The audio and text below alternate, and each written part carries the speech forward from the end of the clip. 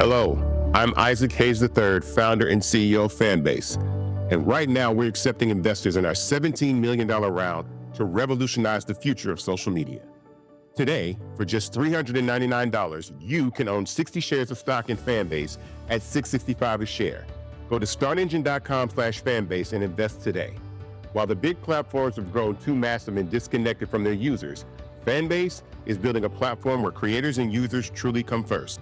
We've already raised $4.8 million from everyday investors who believe in this vision, and now you can join them. This is your chance to invest in a social media tech company with over 1 million users that is disrupting media by allowing anyone to reach all of their following and monetize their content from day one. The market is changing, big platforms are failing to serve their users, and Fanbase is stepping up to fill the gap. Don't wait until it's too late. Invest now. Invest for yourself and your future. Go to startengine.com/fanbase and own the future of social media.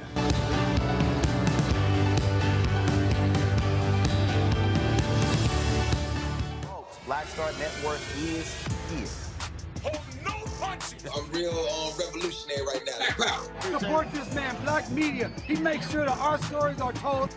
Thank you for being the voice of Black America, Roland. Hey, Black, I love y'all. All momentum we have now, we have to keep this going. The video looks phenomenal. See, there's a difference between Black Star Network and Black-owned media and something like CNN. You can't be Black-owned media and be scared. It's time to be smart. Bring your eyeballs home. You dig?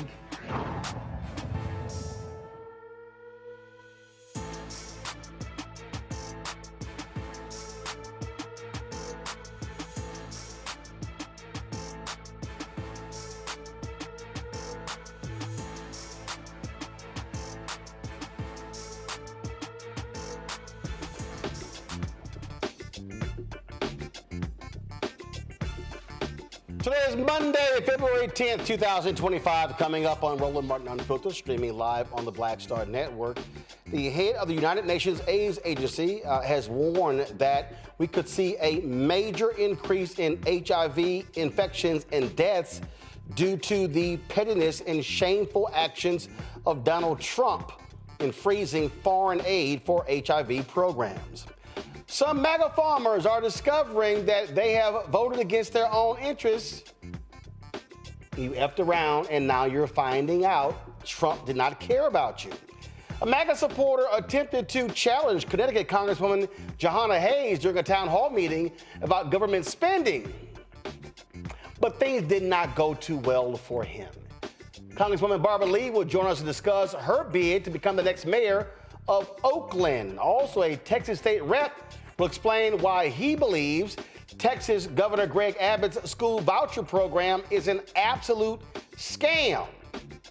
Also, all of these working class folks, those of you who voted for Donald Trump and those of you who set your ass on the couch, you're about to find out when they get rid of the Consumer Financial Protection Bureau and how you are screwed. Plus, yesterday, everybody's talking about Kendrick Lamar's halftime, but I'm going to focus on conservative commentator Armstrong Williams and MAGA continuing to whine about the singing of Lift Every Voice and Sing at the Super Bowl.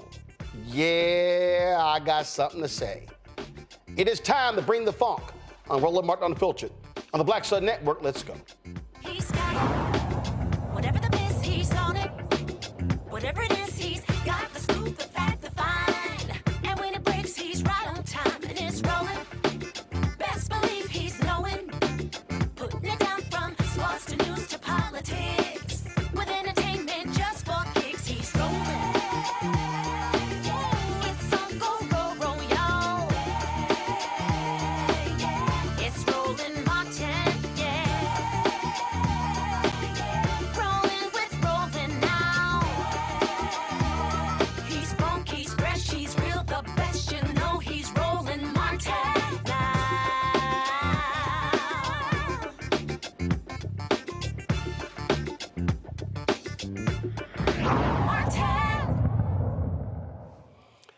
Well, folks, putting the twice impeached, criminally convicted felon Donald the Con Trump back in the Oval Office means people are going to die. Millions will die. Or I know some of you might say, well, Roland, oh my goodness. I mean, that's just so stark. I mean, I can't believe you're saying that. Well, guess what? His decision to freeze all foreign assistance for 90 days could lead to a massive outbreak of HIV and AIDS across the world. PEPFAR is a program that many consider to be one of the biggest legacy items of President George W. Bush. That program provided medicine all across the world to prevent the spread of HIV and AIDS. Well, because this idiot is freezing the funding, the executive director of the United Nations AIDS program says that this could lead to upwards of 9 million people in the next 6 years getting HIV AIDS. Listen.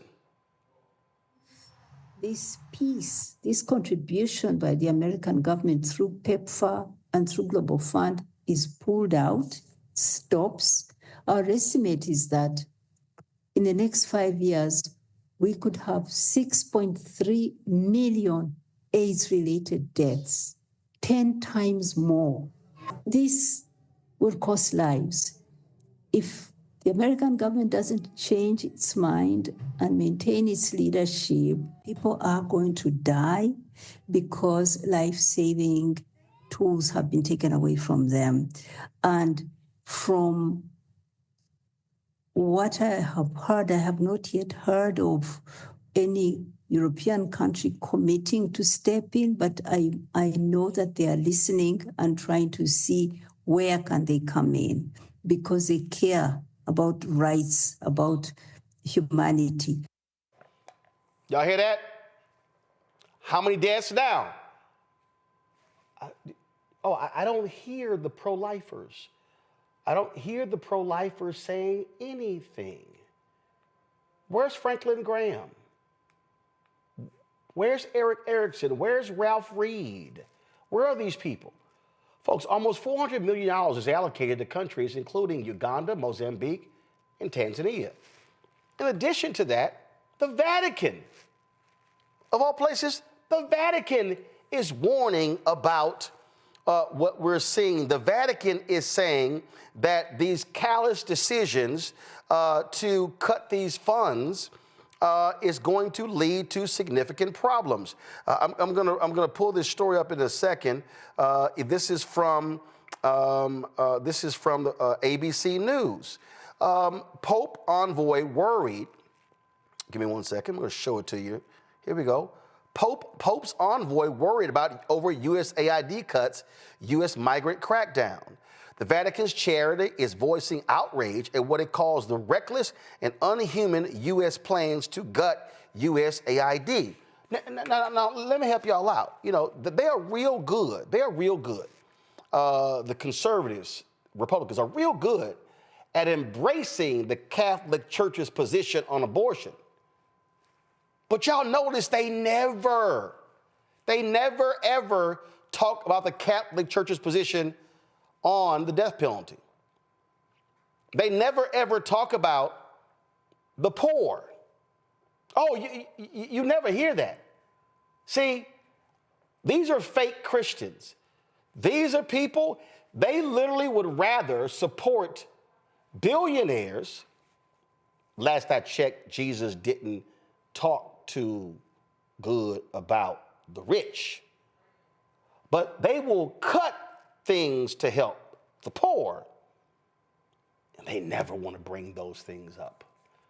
Dr. Amakongo Dibinga, Senior Professorial Lecturer, School of International Service, American University, author of Lies About Black People, How to Combat Racist Stereotypes and Why It Matters. Joining us from D.C. Also from D.C., Dr. Julianne Malveaux, economist, author of Surviving and Thriving, 365 Facts in Black Economic History. Also, she's president emerita of Bennett College. Tommy Christopher, he is one of the editors at Mediaite, joins us from Tuckerton, New Jersey. Glad to have all three of you here. I'll start with the economist, Dr. Malveaux. It's amazing how these so-called Christians never want to talk about the poor. They don't want to talk about the economic impact of their cuts on the poor. How can they even attempt to call themselves pro-life by supporting Donald Trump and co-president Elon Musk, and you may lead to the deaths of 7 million people in the next decade? Well, these people are not Christian. They don't, if you look at the Catholic Church, I was raised Catholic, I've lapsed, but if you look at the Catholic Church, they're constantly putting out encyclica, the Conference of Bishops, about poverty. They talk about world poverty. So how does this man, or these people, try to be Christian, but don't pay attention to what's being said from Christians about poverty and about a number of other things? As you say, they will wrap themselves around abortion, even had the nerve to bring up conversations about Biden shouldn't be allowed to take communion because he was pro-choice, but they don't have any death penalty. There's a whole long list of things. They cherry pick the Bible. They find the verses they like, and they don't look at the other verses. So now there's a Thessalonians verse that says, if you want to eat, you must work. Well, that stands out, but there's a lot of other things in that same chapter that are said about charity toward the poor. Plus, if you know, the Bible is replete with references to poverty and how we must treat the poor. So, Roland, these folks are crazy. That's the only way to put it. There's lots of, it's a cognitive dissonance going on right now. But for whatever reason, this recent CBS poll said that 53% of all Americans approve of what this man has been doing in these last 3 weeks. I don't know how. Maybe they don't work for the federal government, where 2 million people work, 360,000 of them African American. So I don't know how these people do their math and how they deal with their morality. But basically, Vance, I believe, is a Catholic. I don't know what Trump is. Got it. Well, first of all, we know he ain't no real Christian. Congo, again, this is what Cardinal Michael Zerning, he is, of course, of the church's Caritas Internationalist charity. He said that millions of people could die as a result of the, quote, ruthless U.S. decision to recklessly stop USAID funding, and hundreds of millions more will be condemned to, quote, dehumanizing poverty. These people don't care. They don't care about the poor. They don't care about people who are dying. All they care about is how to make Elon Musk, Peter Thiel, David Sachs, and Donald Trump richer. Well, I would add to that I believe that this is what people like Elon Musk want. I believe that they want massive deaths across the world, particularly in African countries. And I think that's why he went after USAID first. It's because USAID was helpful in dismantling apartheid in South Africa, the system that he grew up under. And I feel like he's been bitter and angry, just like his father. And I was reading a story today about his grandfather on his mother's side, who actually came from Canada and was a Nazi and moved to South Africa to be part of the apartheid movement. So it's in their blood. And when he talks about this, I think if but in the other media outlets that I'm seeing, they keep saying, why is he doing this? How could the richest man be starving the poorest people? This is what he wants. He wants a death and destruction. This was the same guy who said a few years ago it's going to take a plane crash until people start realizing that DEI or diversity is a problem. These people are evil in terms of what they're doing. I was talking to a student today at American whose mother works for USAID, who was told in Ghana and was told, the whole thing, pack up your bags, go home and everything. And now people are in limbo, not able to come home. She was telling me about some other kids who are dropping out of school and the like. So they want people to die overseas and they want people to struggle financially here as well. And the fact of the matter is, until some of these, Republicans get people calling them and showing up at their doors to talk about how this is problematic for them because their farms and things are struggling now from USAID money, not being able to get their grains overseas and the like, this is going to continue. As we've said, the cruelty is the point, and these are evil people who want to do evil things to some of the poorest people in the world. And lastly, Roland, I'm just glad that you said that USA does this work and there could be problems around the world, because the narrative has always been for this last week and a half that USA does so much great work in Africa. USA feeds white kids too, feeds Hispanic kids too, it feeds Asian kids too. There's a lot of work, and we can't just put the face on this being the face of African people, of course, even though we're going to be suffering on the continent in great numbers. Tommy, this is where I believe Democrats make the mistake. And again, this is called threading the needle. They're focused on, frankly, obviously the policy, the wonky part. They're focused on the impact of the programming on federal workers. I think you have to invert it.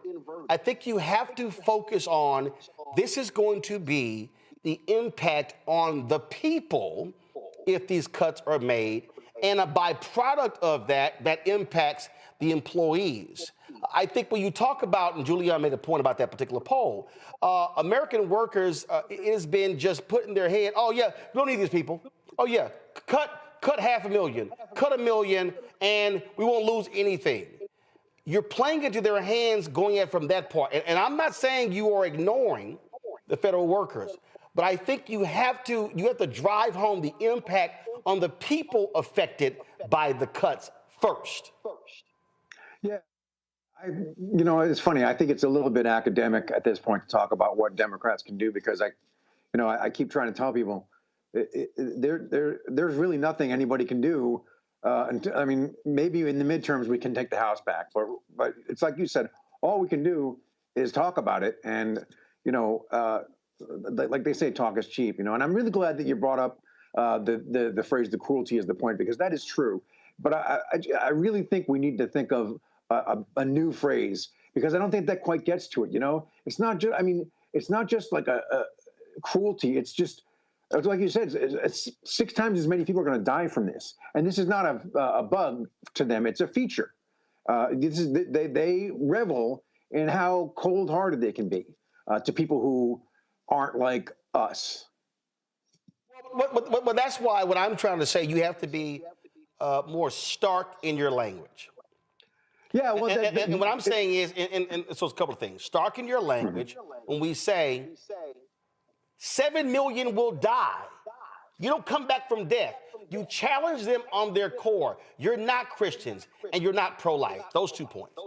Now, when you say what Democrats can't do, well, there are things that they can do more in the Senate than the House. The reality is Democratic senators could do exactly what Tommy Tuberville did. Ain't no nominations moving forward. You can shut everything down. You can use your Senate rules to stop things from taking place. House is a lot different. You don't have those same rules. But if you are Democrats in the House, what you do is you bring attention to these issues, you highlight them, and then when they're trying to pass a budget, they only got a 3-vote margin.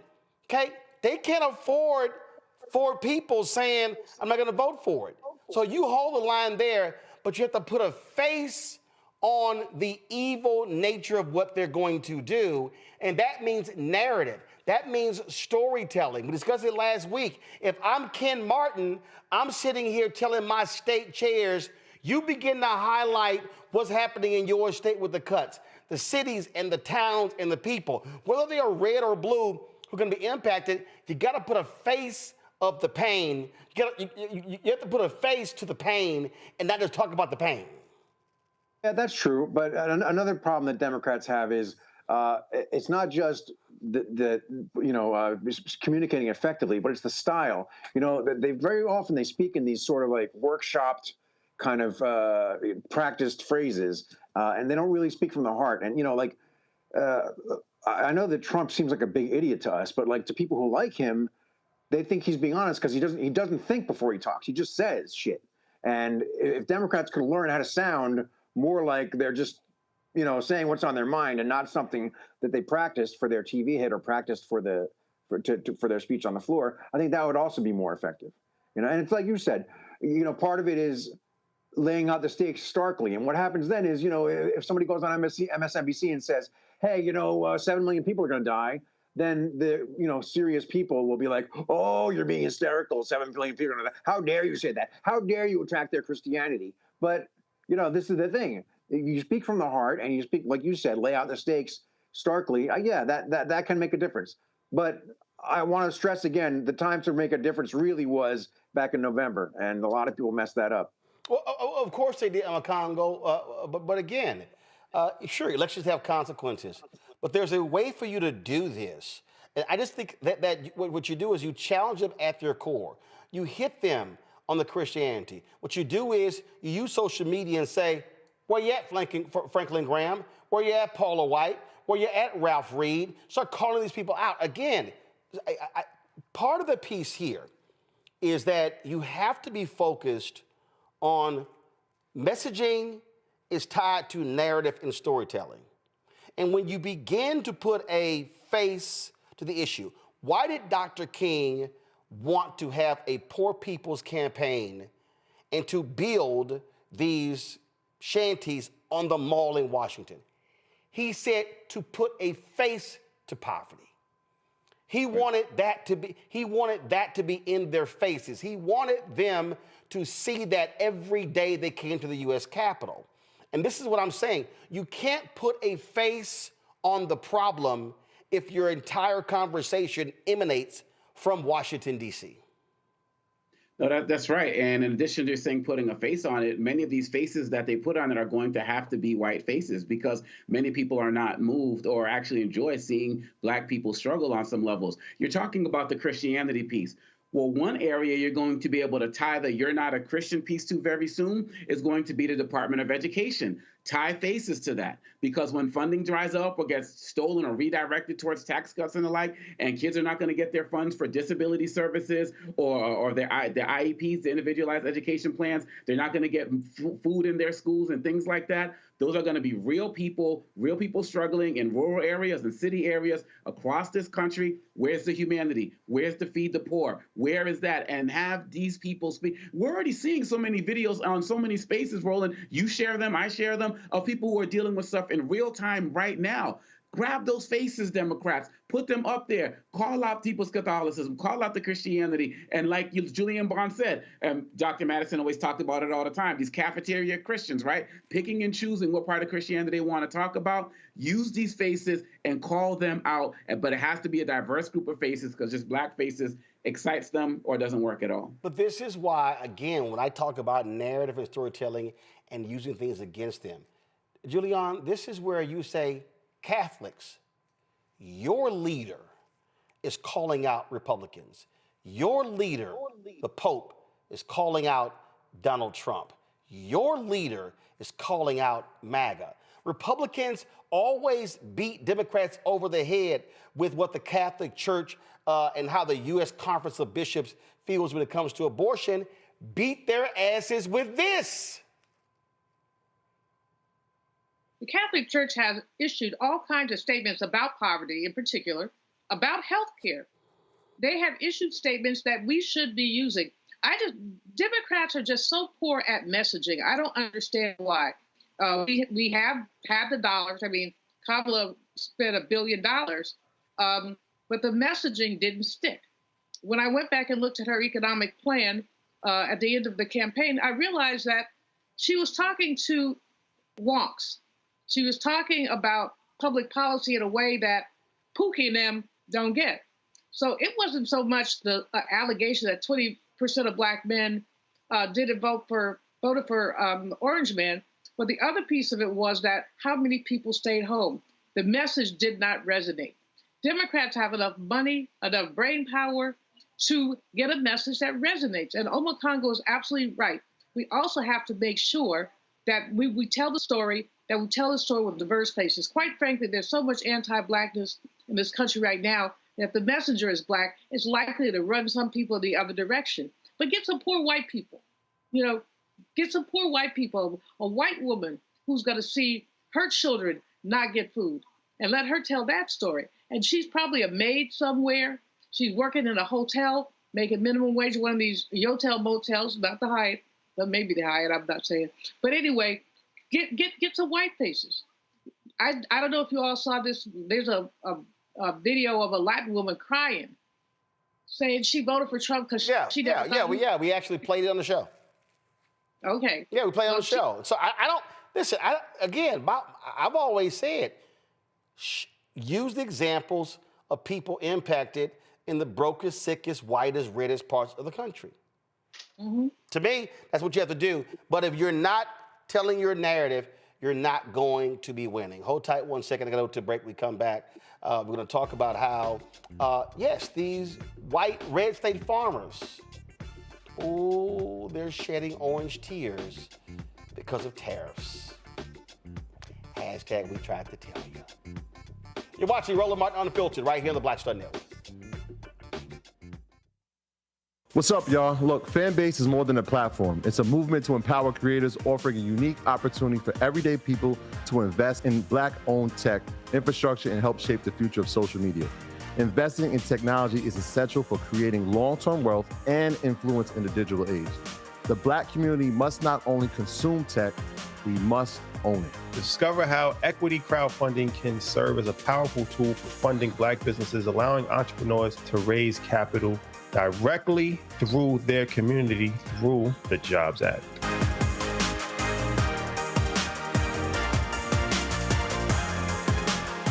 On the next Get Wealthy with me, Deborah Owens, America's Wealth Coach, have you ever had that $1 million idea and wondered how you could make it a reality? On the next Get Wealthy, you're going to meet Liska Askalise, the inventress, someone who made her own idea a reality and now is showing others how they can do it too. Positive, focusing in on the thing that you want to do, writing it down, and not speaking to naysayers or anybody about your product until you've taken some steps to at least execute. Liska Askalise on the next Get Wealthy, right here, only on Black Star Network. Hi, I am Tommy Davidson. I play Oscar on Proud Family, Louder and Prouder. I don't play Sammy, but I could. Or I don't play Obama, but I could. I don't do Stallone, but I could do all that. And I am here with Roland Martin on Unfiltered.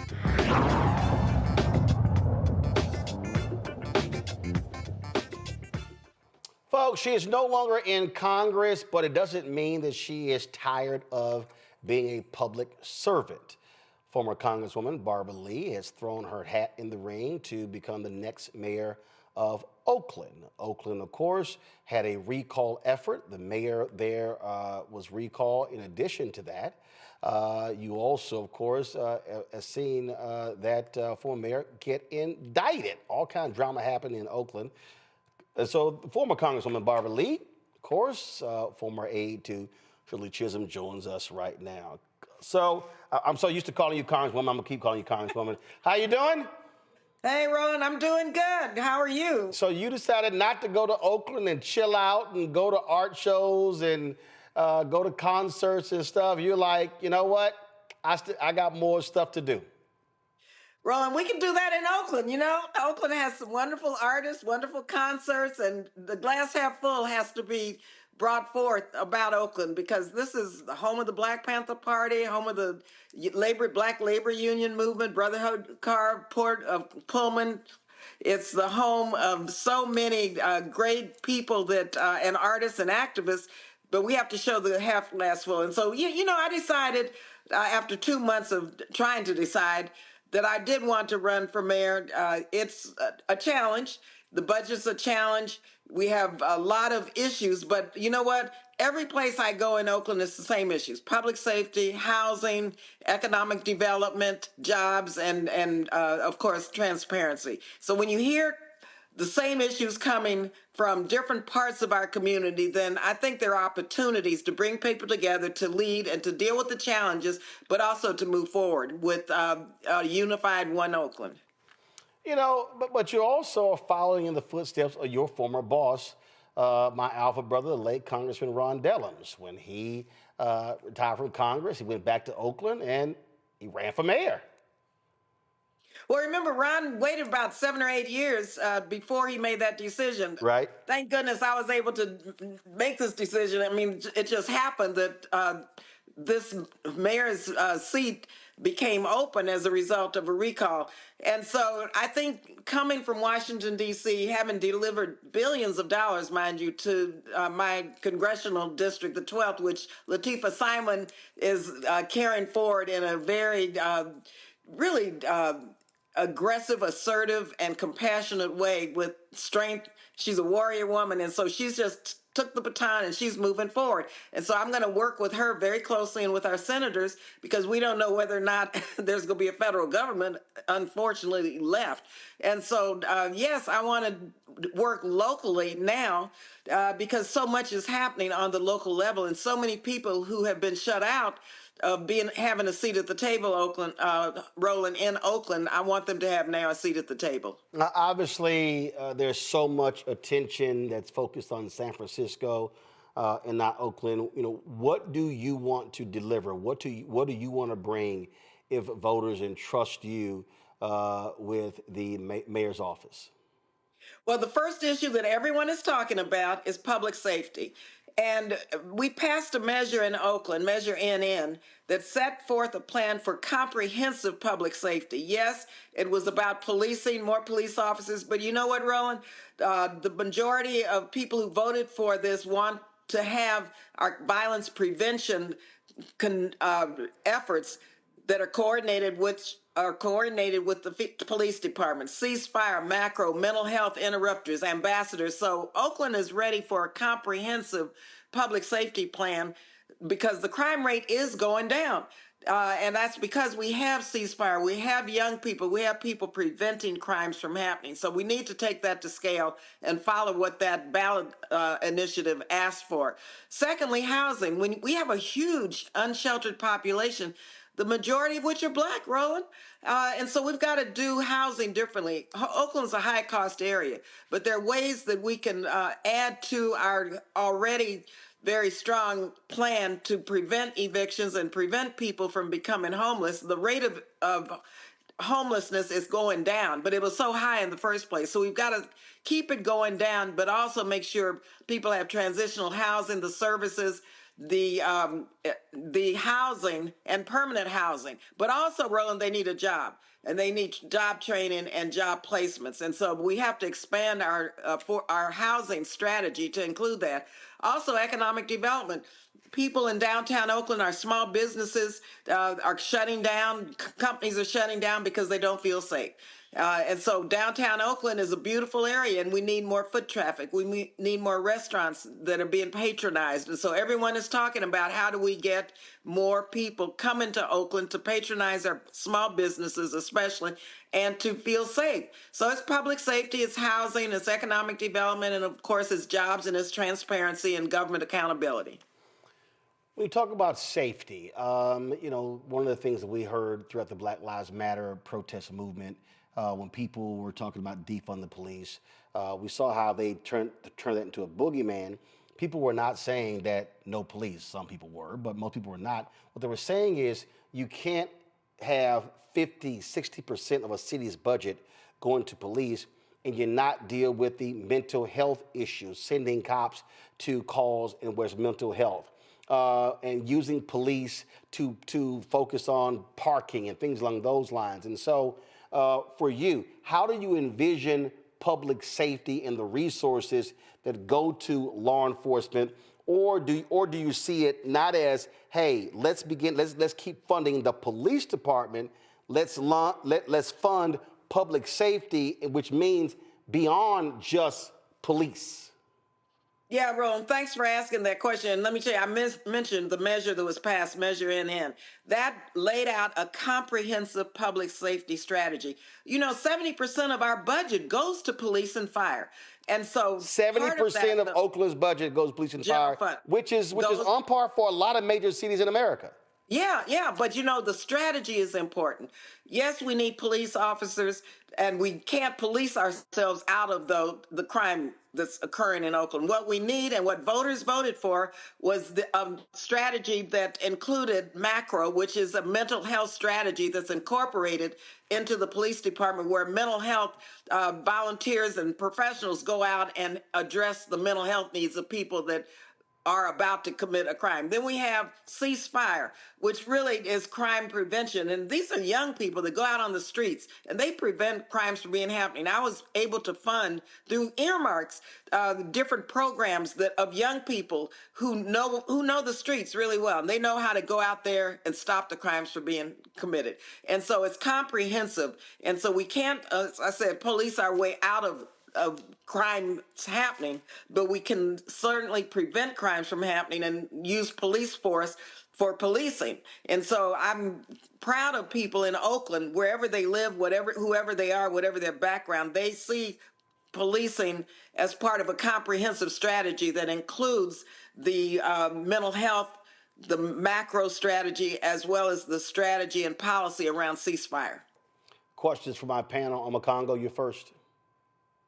Representative Lee, thank you so much for your continued service to our community, and wish you the best of luck in this race. I want to ask you about your plan as it relates to education. It seems that so many of our communities are still struggling. We're already behind on many levels, but the pandemic set us back. And of course, we can correlate education to crime. What are your plans for helping the education system either stay strong or become strong? Sure. And, here in Oakland, that's a big issue. And of course, the city doesn't necessarily have jurisdiction over our school system, but we can help in terms of making sure that our young people have the resources, their families, housing, all of the contributing factors to making sure that our schools and our children are successful, the city can be involved in. A couple of things I want to do. I carried the legislation, this is as an example, when President Obama put forth computer science for all. That was $250 million to develop computer STEM and STEAM with art in schools for marginalized low-income students, large percentage are Black. And so we put that into our appropriation strategy. And while my bill didn't pass, we were able to get the Department of Education to prioritize this type of a program in public schools. Of course, I don't know if there'll be a Department of Education left, given what's taking place with Donald Trump. But at the local level, I want to have an Office of Public-Private Partnerships where I can go out and get private foundation money and corporate money to help establish a computer science for all, funded through the city with our allies and partners for public school children here in Oakland. The student population has gone down. The school is funded through ADA, average daily attendance. And so if your school population has gone down, of course, that means our resources have gone way, way down. And so we have, I think, a duty and responsibility to augment and to help as much as we can with our children, because they're our future. And, it's a shame and disgrace that what has taken place in California and throughout the country with regard to especially Black children. And so I want to make sure we have outside resources to help the school district. Julian? Hey, Barbara. Hi. Good luck to you. Hey, Julian. Good to see you. Likewise. I'm happy that you're running, and I'm good luck to you. Send me something and I'll send you a check. But my question, but I want to be clear-eyed and realistic as I pose this question. Congressman Ellums was an excellent congressman. We loved him dearly. He carried our progressive legislation, and you inherited his mantle beautifully. Many suggest that the same skills you need as a congressperson are not the skills you need as a mayor. Now, you've delivered for Oakland consistently. But tell me what skills, how does your skill set transfer, and what are you prepared to do differently as a mayor than you would have done as a congresswoman? Sure, Juliana, that question comes up quite a bit, and let me thank you for asking it. First of all, you remember I had a business for 11 years, so I understand business very well, and I understand time is money, and I'm a hands-on kind of person. And so Oakland needs a mayor who's going to be present, hands-on, and who understands how to leverage resources and how to unify the city.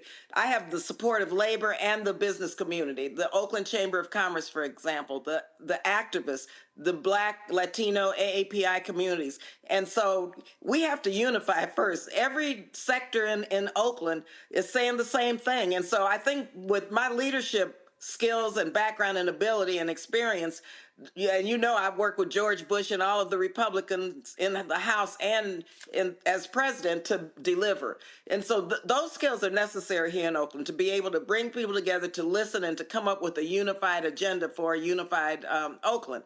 And the budget, I was on the Appropriations Committee and the Budget Committee for years. So I know budgets, I know appropriations, but I also know how they impact local communities because I did earmarks and I did federally directed spending, say, to the Port of Oakland.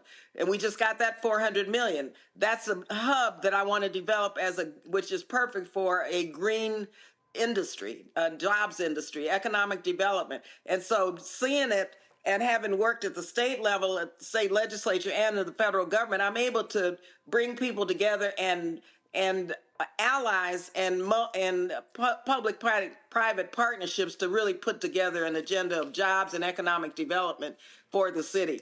And those skills are really needed right now. Leadership is really needed. Experience is really needed. And so it's, I mean, of course, Jerry Brown was the governor. Ron was Congress. We had Ellie, who was assembly member, so every mayor has come from different spaces. And for me personally, I'm hands-on.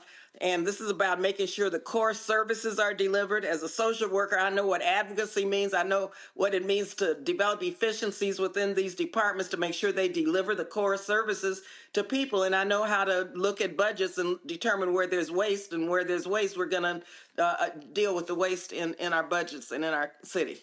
Tommy? Thank you. Congresswoman, thank you for being here. I'm wondering if I could get your reaction to Donald Trump's plan for Gaza, that crazy plan about turning it into the Riviera.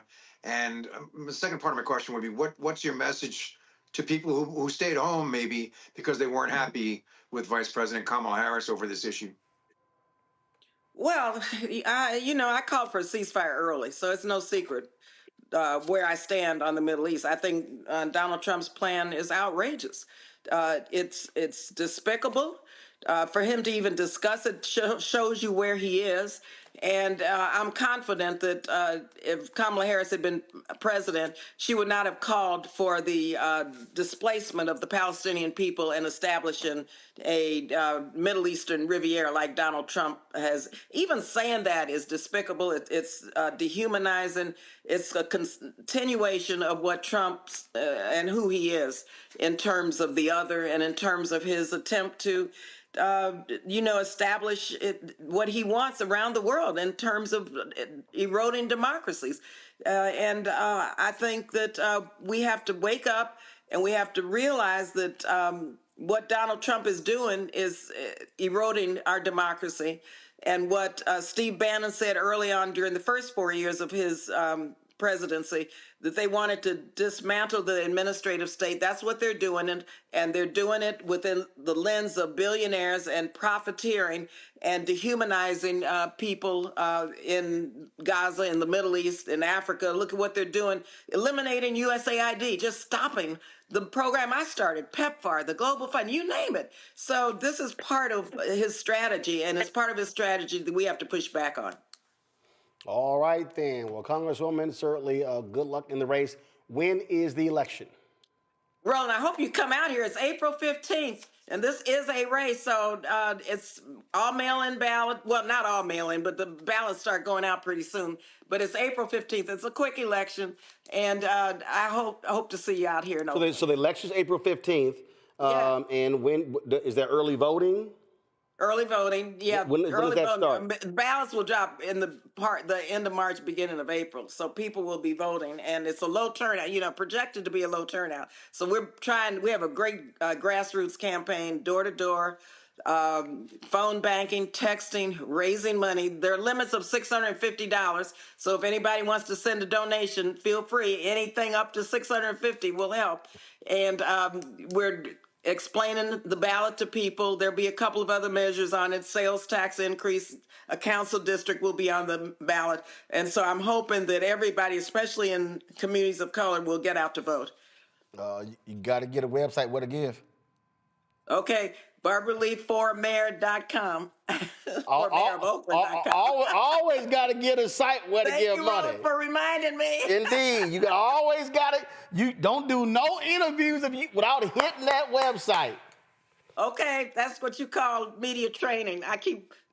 There you go. Fundraising so hard. It's so hard. I just like. I understand, but trust me when. I want to thank you. Trust me when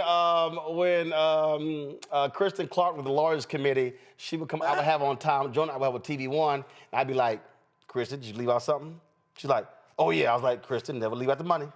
Never. Thank you very much. Go online, Barbara Lee for OaklandMayor.com. It's like a pastor said. He said, never let them take the money home. Oh. Appreciate it. Thanks a lot. Okay. All right, okay, folks. See you soon. Thanks Thank you. a lot. Appreciate it. Folks, when we come back, all the whining and complaining of MAGA because they thought they weren't going to be impacted, but they are. FAFO 2025 is next. Don't forget, support the work that we do. Join our Bring the Funk fan club. The goal is to get 20,000 of our fans contributing on average $50 each, joining our fan club. Man, listen, a lot of y'all sent stuff over the last few weeks, and the people who sent checking money orders, they always got notes. Dear Mr. Martin, I've been watching your program for a few months. First of all, look at this great cursive writing. Who writes in cursive these days? Nobody. I have been watching your program for a few months now. I'm so thankful for the information you share with your viewers. I'm getting an education from you about our history and government politics. Thank you so much. It's, as you say, some are old school, so my check isn't closed. Signed Margaret Pratt. So, Margaret, I appreciate you sending that check. I'm going to read one more. Let's see here. Hello, Roland. Thank you for all you do, say and teach. I'm a fighter against anyone who rubs me the wrong way. This stuff here, MAGA and the rest, has to be exposed and stopped. We need you to lead in this fight. Merry Christmas, Happy New Year. Love, Mrs. Faith Evans Black. And so, Faith, I appreciate you as well. Folks, if you want to contribute via Cash App, use the Stripe QR code. It's right here. If you're listening, go to blackstarnetwork.com where we have the QR code there as well. Send your check and money order, P.O. Box 57196, Washington, D.C., 20037-0196. PayPal is paypal.me/rmartinunfiltered. Venmo is venmo.com/rmunfiltered. Then, of course, Zelle, Roland at RolandSMartin.com, Roland at RolandMartinUnfiltered.com. We'll be right back. What's up, y'all? Look, Fanbase is more than a platform. It's a movement to empower creators, offering a unique opportunity for everyday people to invest in Black-owned tech, infrastructure, and help shape the future of social media. Investing in technology is essential for creating long-term wealth and influence in the digital age. The Black community must not only consume tech, we must own it. Discover how equity crowdfunding can serve as a powerful tool for funding Black businesses, allowing entrepreneurs to raise capital directly through their community through the Jobs Act.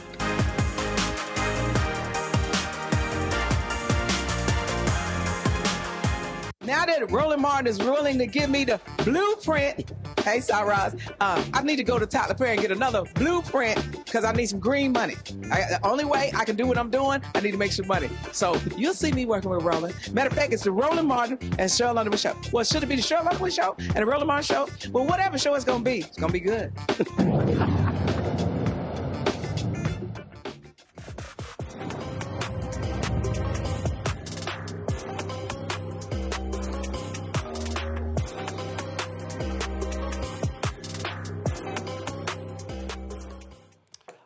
MAGA supporting farmers are whining that the USAID is withholding funds for farmers for conservation programs. The farmers are learning that their conservation payments are frozen because those contracts were funded through the Inflation Reduction Act. You know that thing that they hated that Biden got passed? Oh, but y'all benefited from that, huh? Skylar Holden is a cattle producer in eastern Missouri. You know, the state that voted for Donald Trump over Vice President Kamala Harris. He shared his story, his whining, crying story on TikTok. I need your help to save my farm and many other farms. I wanted to give you guys an update on what we figured out with our contract through NRCS. So to give you some backstory, if you haven't watched the previous video, please go out, watch that previous video I've got on there. We are possibly going to lose our farm if NRCS doesn't hold up their contract with us on the EQIP program. So the reason that they're not able to hold up the contract is our EQIP program, which is cost sharing on fences, waters, a well, and some seedings, was funded by the Inflation Reduction Act. Because of the executive orders, there's a pause or a freeze on the funding through the Inflation Reduction Act, and they're not able to pay out on the stuff that we completed or anything going forward.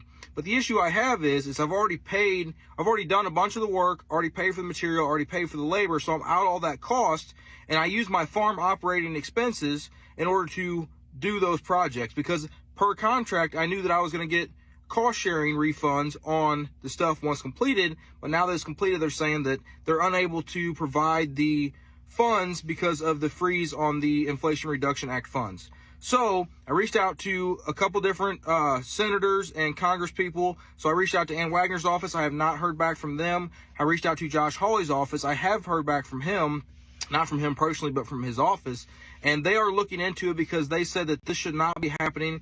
The intention was not to take away the funding from the farmers, but doing the Inflation Reduction Act, cutting those costs, then it's also taken away from the programs that those programs helped out. So it's in the works, but what I need from you guys is if you could please share this, tag your representatives, tag your senators. I need to get some ground on this because I'm not the only one this is affecting. So there are other farmers in the comments saying that they're in the same boat that I'm in because they signed these contracts, and the contracts, even so whenever I looked into the contract, I made sure that that funding was set aside. It wasn't funding that, oh, we hope it's there whenever it's done. I made sure that that funding was set aside so that way before I made these business decisions, I knew that funding was there per contract. So they're backing out on the contract because they don't have the funding. They can't release the funds. So please tag the representatives. Please tag the senators. I need to get some ground on this. We need to help me and other farmers out. We've got to get this funding paid out. I don't care if they don't do it in the future. The problem is there was contracts in place. Multiple farms made business decisions, and multiple farms are going to sink if we don't get traction on this and get those funds unfrozen.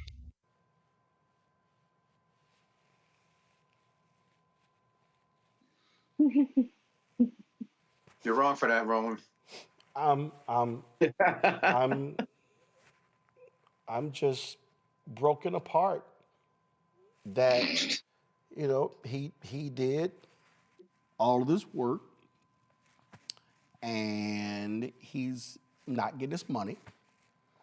And I'm just torn apart that, he called his senator, Josh Hawley, to help him out of this. And I guess I'm really sad by this because if you go to my iPad, these are the people who voted for and against the Inflation Reduction Act. All Democrats voted for it. All Republicans voted against it. And if I go down here over to the H's, what will you see right there? Hawley, Republican, Missouri, voted no. So the person you're crying to didn't vote for the very program that's funding you right now. This is what happens when y'all F around and find out. So I keep telling y'all, the only thing I have for you is Scarface's No Tears. Tommy, I don't feel sorry for any of these people.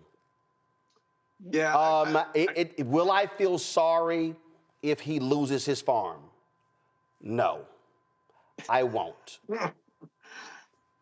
Well, listen, I just want to say three things right now. Number one, bro, too long, did not read. Number two, is there a funding freeze on tiny ass violins?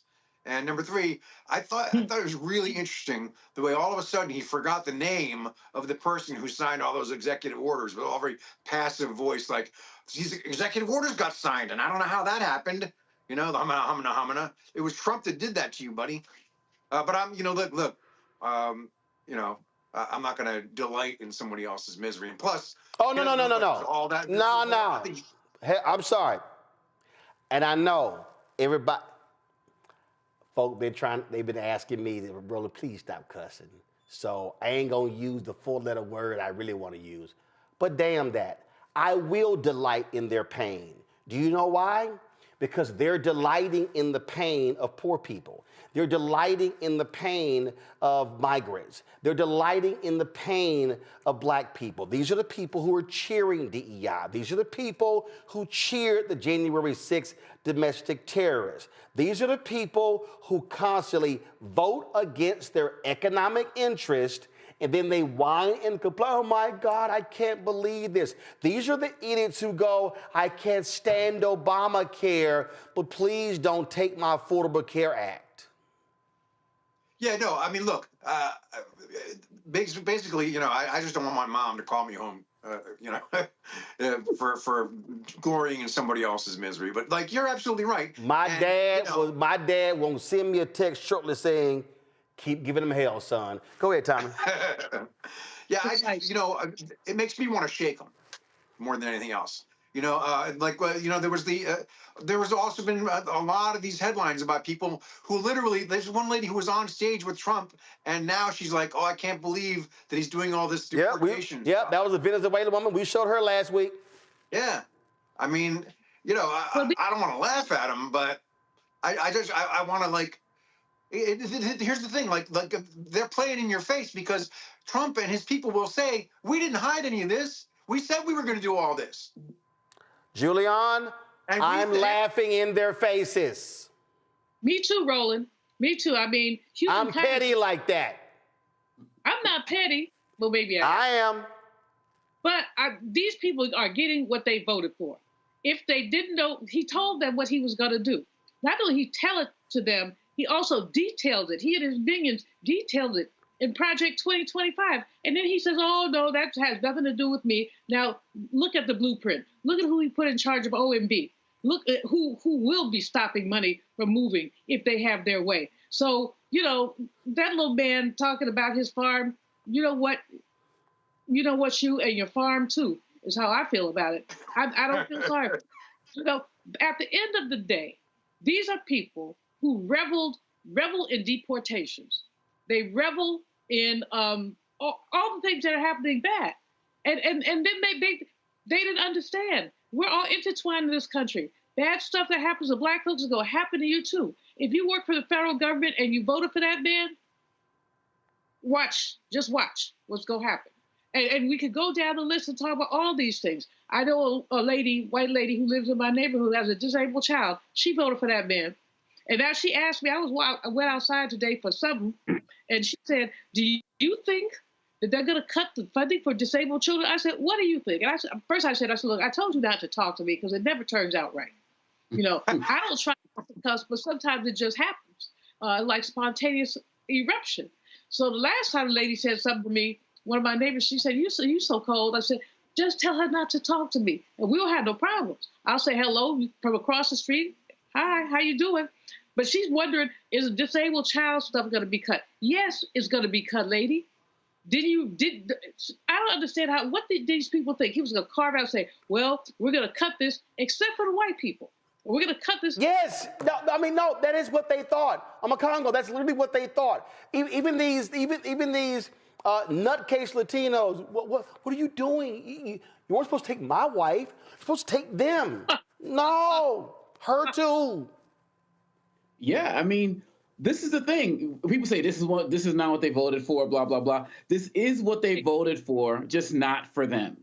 They just thought it was not going to affect them in some way, shape, or form. And what the guy, and what was proved, what I saw that proved that point even more when the farmer was talking, was he said something towards the end of, after this, they can do whatever. But he was basically like, let those of us who made our money and paid for our equipment already, call them so we can get paid. After that, whatever happens, happens. And again, that shows the selfishness of so many of these individuals who thought that this stuff was not going to come for them. But the other part of this is going to be interesting is that, remember in 2018 when the whole thing happened with the farmers and the soybeans and stuff, and it was all those billions of dollars cut to save for them, many of those farmers, rather than blaming Trump, they looked at him as their savior. And they said Trump came in. And so even these guys who are struggling now, if Trump reverses something or, Hawley gets an exemption for these particular people, they're going to say Trump saved us, as opposed to looking at Trump as the person who made this happen. And so for some reason, Trump, with these particular guys who he has a hold on, he keeps winning with them, because even though he's beating them down, just like he's beating other people down, if he can come in and show that he's the savior, they're still going to ride with him. And that's why these guys, if they're really mad, then they're going to get politically active and not beg people like Hawley, but challenge them to actually get out there and fight. But many of them are not doing that. They're just begging for help for themselves. Let me be perfectly clear. I'm going to say it again. And I told y'all, I told you, Tommy. My daddy said, that's right, son. Give them hell for what they created. I told you. I mean, I do not, all of these people who are falling for the okie doke, they're getting played. I don't feel sorry for them. I understand pain, but my deal is, we told you for a year we told you for 3 years what Project 2025 was. We told you, and they told you what they were going to do. But these people, they effed around and they found that, and now they're finding out, and hashtag we tried to tell you. Also, folks, we talk about we tried to tell you, okay? We're seeing this thing happen right now all across the country, where select billionaires are doing all they can to destroy public education in America. And they're explaining what they're doing, okay? They want to destroy, let's be real clear, they want to destroy the teachers union, okay? Because they believe that that's the problem with education. They want to destroy the public education infrastructure. And I told y'all on the show who created that. If you read James D. Anderson's book, The Education of Blacks in the South, from 1860 to 1935, it was African Americans, formerly enslaved people of African descent, who was elected to state houses all across the country, beginning in South Carolina, who put it in the state constitution for taxpayer-funded education. What Republicans want to do is they want to destroy that entire system. And they want to, under the guise of school choice, and they've been pushing their voucher programs. It's happening in Tennessee. It's happening in Texas. We've seen these things happen in Florida. But those two states are the biggest when we talk about the school voucher issue. In Texas is so bad, where the corrupt governor of the state, Greg Abbott, and the corrupt lieutenant governor of the state, Dan Patrick, two MAGA Republicans, they lost last session. The governor kept calling them back in the special session. They kept losing. The governor and Dan Patrick then said, we're going to target Republicans who voted against it, and they largely succeeded in booting them from office. Last week, the school voucher scam passed the Texas Senate. Now it goes to the Texas House. Former San Antonio teacher and current Texas State Representative James Tellerico, he's making headlines all across the state and on social media for calling school vouchers welfare for the wealthy. Listen to this. Greg Abbott is selling this private school voucher scam by calling it school choice. But it's not school choice. It's the school's choice, because private schools can deny admission to any kid for any reason they want. So how is it choice when the private school has all the power? How is it choice when a majority of counties in the state of Texas don't have a single private school in them? How is it choice when private schools don't have to provide transportation or special education services? And how is it choice when the voucher doesn't even cover the full cost at most private schools in Texas? If you gave my former students on the west side of San Antonio a $10,000 voucher, there's still no way they could afford a $20,000 a year private school. But here's the catch. The wealthy parent who is already sending their kid to a $20,000 a year private school is about to get a $10,000 discount, a $10,000 coupon at our expense. Vouchers are welfare for the wealthy. And by taking money out of our public schools and giving it to wealthy parents who don't need it, vouchers would be a massive, historic transfer of wealth from the bottom to the top. And the last thing I'll say, there are a lot of self-proclaimed Christians pushing these voucher scams. I can't think of anything more un-Christian than stealing from the poor to give to the rich.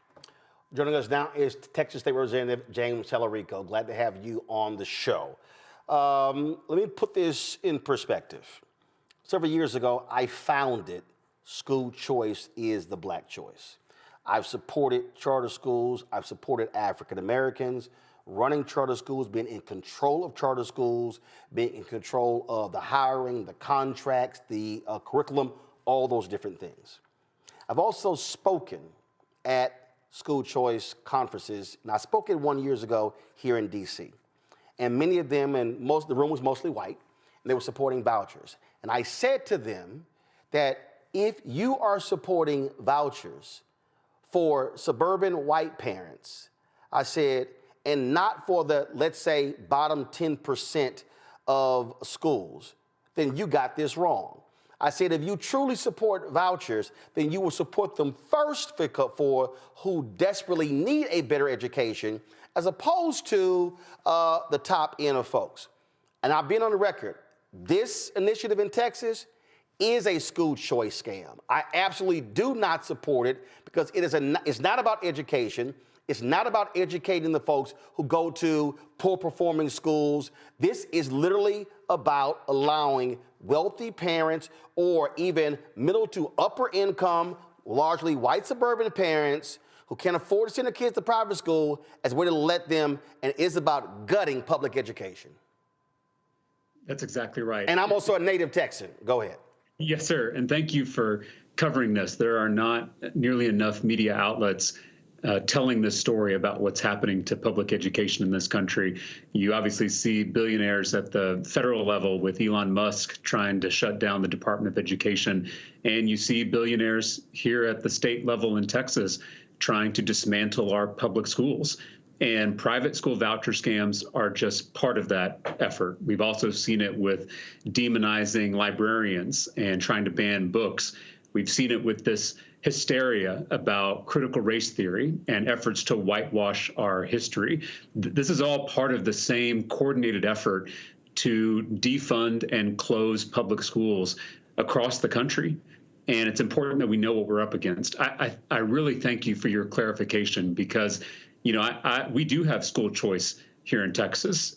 Students can go to all kinds of public schools, whether it's a traditional independent school district, whether it's a magnet school, whether it's an academy or an early college high school, or whether it's a nonprofit public charter school that has to follow the same rules as a traditional public school. We have all those options here in the state of Texas.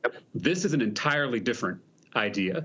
The idea that you can take money that would otherwise go to our public schools, both traditional and charter, and then taking it out of the public school system and giving it to unaccountable private schools that serve the wealthy few. This is a whole different effort that we're seeing here. And thank you for that clarification, because the words get thrown around and it can get kind of confusing what we're talking about. And see, here's the game that they're also playing. And again, I spent 2 or 3 years studying this entire school choice movement. My man, Dr. Howard Fuller, former superintendent in Milwaukee, he calls it parental choice.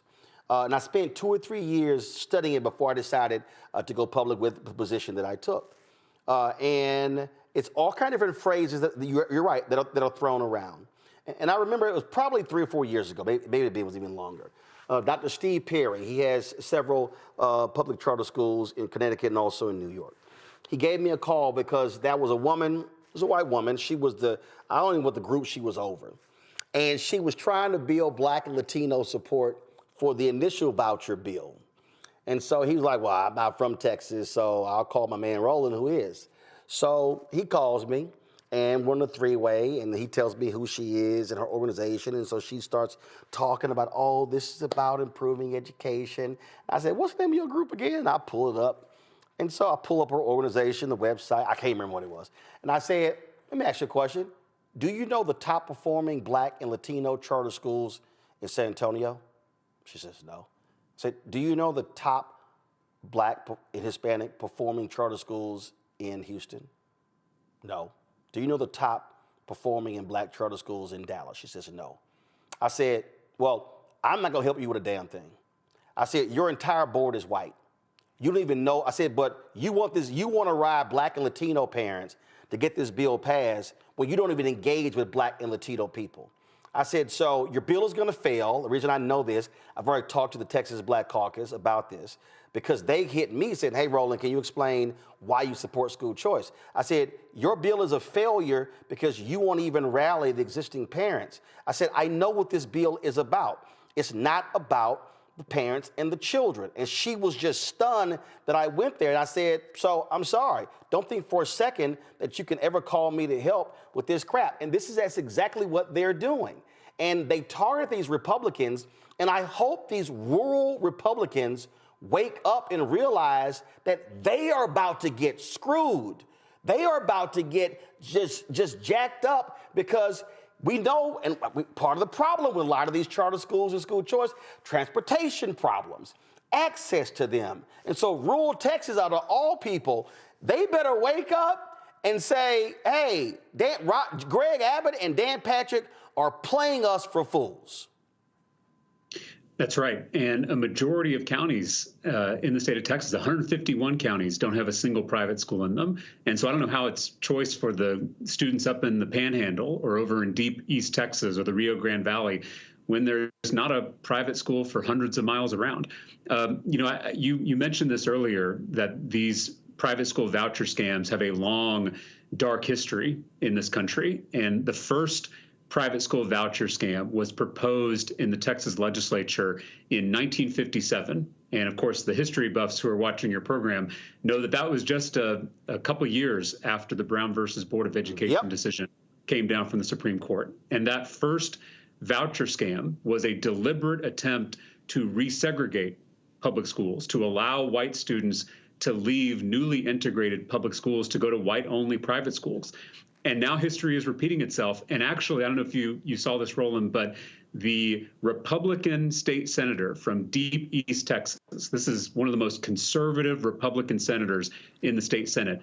Last week, he voted against this voucher bill, and he said that he is worried about a new segregation if this bill passes. That is a Republican state senator from East Texas talking about a new segregation, separating the rich from the rest of us if this bill passes. So we've got to understand the history here and understand how it can replay itself if we're not careful. Well, and again, for people who don't understand how these things happen in Texas, when the Hopwood decision was overturned by the Fifth Circuit, the Black state legislators, State Senator Royce West and others, when they went back and said, okay, how do we craft this? What they did was they actually reinstituted something that was in place when I graduated from high school, Jack Yates in Houston in 1987, and how I got into Texas A&M. And that was, I was in the top 10% of my graduating class. So the reason that got passed, the top 10%, meaning any student in Texas, any public school who was in the top 10% of their graduating class was automatically admitted to every state university. Well, what they did was the Black and Latino legislators in urban centers got with the rural representatives and the senators because the rural folks were pissed that their students were not getting into Texas A&M and the University of Texas. Unfortunately, it was the rich suburban parents that gutted the top 10% later because they complained that, oh, my child is so smart and it's smarter for that kid in inner city Fort Worth or in rural Texas, and they gutted it. But that's how that actually was instituted. That's exactly right. And it's still happening today. You mentioned my colleague, Senator Royce West from Dallas. He is still leading the fight against this voucher bill this many years later. And we still have partners on the other side of the aisle. You know, I think it's really important that we do not allow public education to become a partisan issue, to become a red team versus blue team thing, because it's not. We all depend on public schools. Even if we don't have kids in public schools, we depend on an educated workforce to grow our economy into the future. And so this affects all of us. You know, you may know that before I ran for office, I was a public school teacher myself. I taught in San Antonio ISD on the west side of the city, which is a historic Mexican-American neighborhood. And so I know that vouchers will hurt my former students on the west side of San Antonio, just like they're going to hurt students in the 3rd Ward of Houston, and just like they're going to hurt white students in small towns all across Texas. So we're all in this boat together now, and we've got to create a coalition that is bigger than party, bigger than race, bigger than culture, to save public schools, because this project of educating every child, regardless of how much money their parents make, regardless of what zip code they're born into, it is a revolutionary project that we're a part of, and it's very fragile, and it can disappear if we're not careful. So for people who also have not been following what's happening in Texas, there was a very right-wing MAGA conservative that they wanted to be the Speaker of the House. And then you had another Republican who's very conservative, but what he did was he went to the Democrats. And so he was elected with more Democratic votes than Republican, but he's the Speaker of the House. And what I keep telling people, when you're the Speaker of the Texas House, just like, frankly, Dan Patrick should be operating as Lieutenant Governor, and Greg Abbott should be operating as the Governor of Texas, you represent all constituents. And so they've been angry. They talked about kicking him out of the party, censuring him, changing the rules. And so what is it looking like? They took out several Republicans who voted against this last year. It's going to be a very, very close, tight vote. But do you believe, and what are y'all doing to convince these rural Republicans that they are going to play a part in the destruction of their own public schools if they support this billionaire-funded effort by Greg Abbott and Dan Patrick? Yeah, so just a quick update on where we've been before. 2 years ago, in 2023, Greg Abbott made private school voucher scams his #1 legislative priority. He barnstormed the state. He spent millions of dollars. He was bullying and bribing lawmakers to get this thing passed. And on the Friday before Thanksgiving in 2023, a bipartisan coalition of urban and suburban Democrats with those small town rural Republicans, we came together and we defeated Greg Abbott's voucher scam on the floor of the House. But then Greg Abbott retaliated by withholding all new funding from our public schools. And I think you mentioned this earlier, Roland, that we rank 44th in the nation in per student education funding here in Texas. Texas teachers are making less than they did 10 years ago when you adjust for inflation. And local property taxes are through the roof because our state is not doing its fair share of school funding. So we already had a school crisis, and now Greg Abbott is withholding all that funding as a retaliation against the lawmakers on both sides of the aisle who rejected his voucher scam. I want us to pause and realize what that means. The governor of Texas is sacrificing 5.5 million children in some political fight. He's using them as pawns in a negotiation, which I think should be on the pale. It should be unacceptable to everyone watching, regardless of what party you belong to. And then Greg Abbott took millions of dollars from these billionaires, Tim Dunn, Ferris Wilks, and Jeff Yass. He's an East Coast billionaire. He gave Greg Abbott one check for $6 million. It was the largest campaign contribution in Texas history. So for folks who don't know, there's no limit in Texas for campaign contributions. That's right. And that same Jeff Yass is the one who started funding Trump, who has an equity stake, who wants to buy TikTok. And that's why Donald Trump changed his position on TikTok. Exactly. You got to follow the money. Yep. If you're just listening to what the politicians are saying on TV, you're going to miss it. You've got to understand who is pulling the strings behind the scenes. And so that's why these names may be unfamiliar to you, but the first step is to get yourself educated. Look up Tim Dunn, look up Ferris Wilks, look up Jeff Yass, look up Betsy DeVos, because these are the power players. These are who Greg Abbott listens to. These are the billionaires that Dan Patrick listens to. So Greg Abbott got this $6 million check from Jeff Yass last year, and he used it to go on a revenge tour and went after these conservative, small-town, rural Republicans. Their only sin was standing by their public schools and voting for their constituents. Yes. The people who elected them.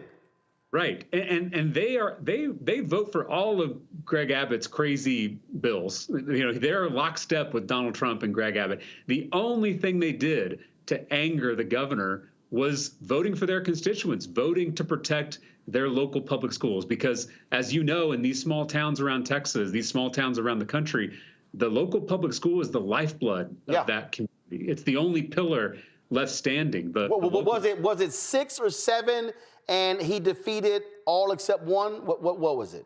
Well, we actually had about 5 of them win re-election, which is remarkable. I mean, the fact they were facing this onslaught of big money and big lies, and 5 of these small-town Republicans still won their primaries. Excuse me 1 second, Representative. For the people who are watching, I need y'all to understand, it wasn't just money.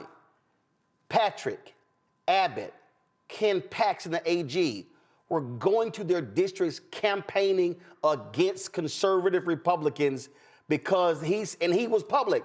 I am going to punish you for voting against me in vouchers.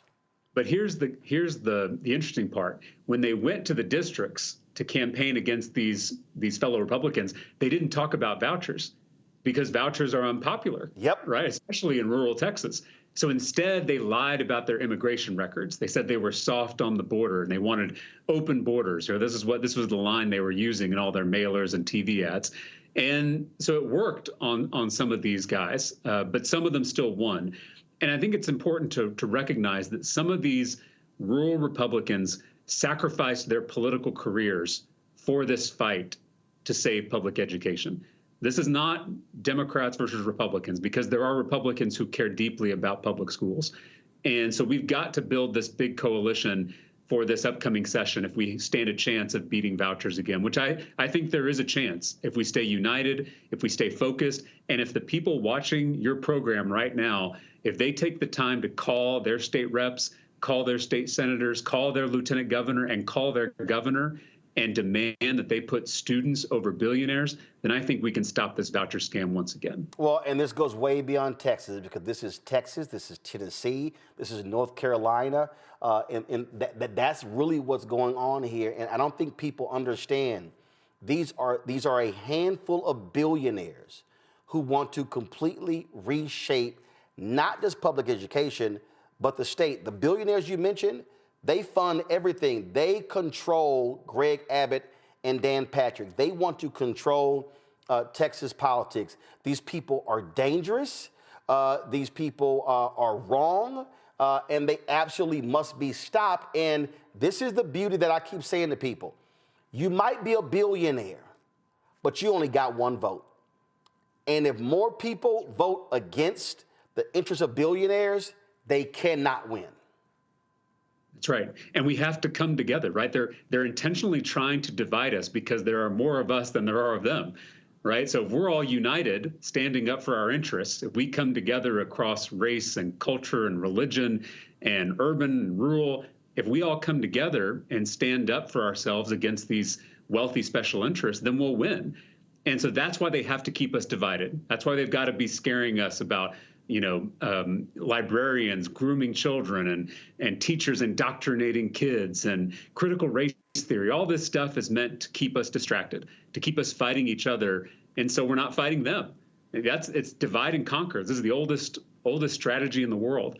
And so it's important that we resist that we come together, recognize that we all benefit from public schools. And last thing I'll say, Roland, I'm not defending where we're at in public education. Right. We have so much more work to do. I saw it firsthand.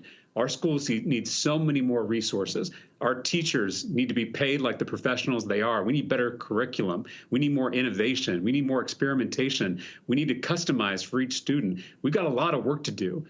But none of those problems will get better with a private school voucher scam. In fact, all those problems will get worse if we take money out of our schools and give it to rich parents who don't need it. And what people don't understand is those private schools, there's a reason they have small class sizes. There's a reason they have small enrollment. They're not going to all of a sudden say, sure, let's go from a class size of 12, 15, 17 to 30. So they're not going to create new seats. So they want to completely revamp this entire system for a handful of seats. And that's what we're talking about here. We're not talking about, oh my goodness, 500,000.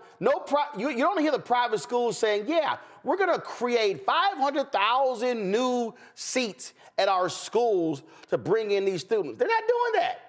No, it'd be physically impossible. There aren't enough private schools, and there certainly aren't enough open seats in those private schools to accommodate anywhere close to the number of students. We have 5.5 million public school students in the state of Texas.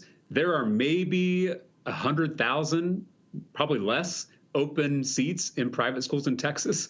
So the whole thing is a scam, right? It sounds good at first when you hear the slogans, but then you read the fine print. Then you read the terms and conditions and you realize it's a ripoff. That's exactly what this is. And so we can't fall for the slogans we're hearing. We got to come together and improve our public school system and build in more choice in our public school system, more options, more variety. We could do all of that. But this voucher scam is going to cost $4 billion in the next biennium if it passes. That's $4 billion that are not going to strengthen and improve our public schools. That's $5 billion in the out years, $10 billion in the next decade, all going to wealthy parents who don't need this help. And the people want to laugh. Henry, go to my iPad. This is the Texas Private School Association. He says that on their website, there are only 900 accredited private schools in Texas that serve 290,000 students. You just said there are more than 5 million kids in Texas public schools. Math doesn't add up. And your viewers should know that not only are those 290,000 students now going to be taking out of our public school budget, but there's also about 750,000 homeschool students who will be eligible to take money out of the public education budget. So that's over 1 million new kids, either in homeschool or private school, who are now going to be taking dollars, tax dollars, out of that small pot that we have for our public schools in Texas. So it's madness. It's crazy town. I really don't understand how anyone could support this bill. Well, whatever I can do to assist, we have the ability to, and we've done it numerous times, take our show on the road. We can broadcast anywhere around the country. So please let me know how we can help. This will be destructivo to my home state of Texas, my home city of Houston. Nearly all of my family still lives there. My homestead is still there in the Dallas area. So you're right. When I had to write that property tax bill out, my parents live at my home, but I write that property tax bill out. So I know exactly what you're talking about, how that bill has jumped in a huge way over the last 5 to 10 years. So totally get it. Vouchers will make that worse. Vouchers will raise your property taxes because if the state is not doing its fair share, all the pressure to fund our schools falls on our local taxpayers. So if you think your property taxes are high, if you think your rent is high because you pay property taxes indirectly through your rent, it's only going to get worse if they start diverting tax dollars into these unaccountable private schools. Indeed. Well, my producer, Carol, is going to be sure to give you my number. So however I can help, let me know. Sir. Thank you for covering this. Not enough people are talking about this. I appreciate it. Thank you so very much. Let's go to my panel here. This is this is the thing that we need to understand what's going on. And this threat is real. This threat is real. Tommy, literally, there are billionaires in America. They are trying, through MAGA, they are absolutely trying to control everything in the federal level. They are trying to control the state governments of North Carolina, Florida, Arkansas, Arizona, Texas, on and on and on.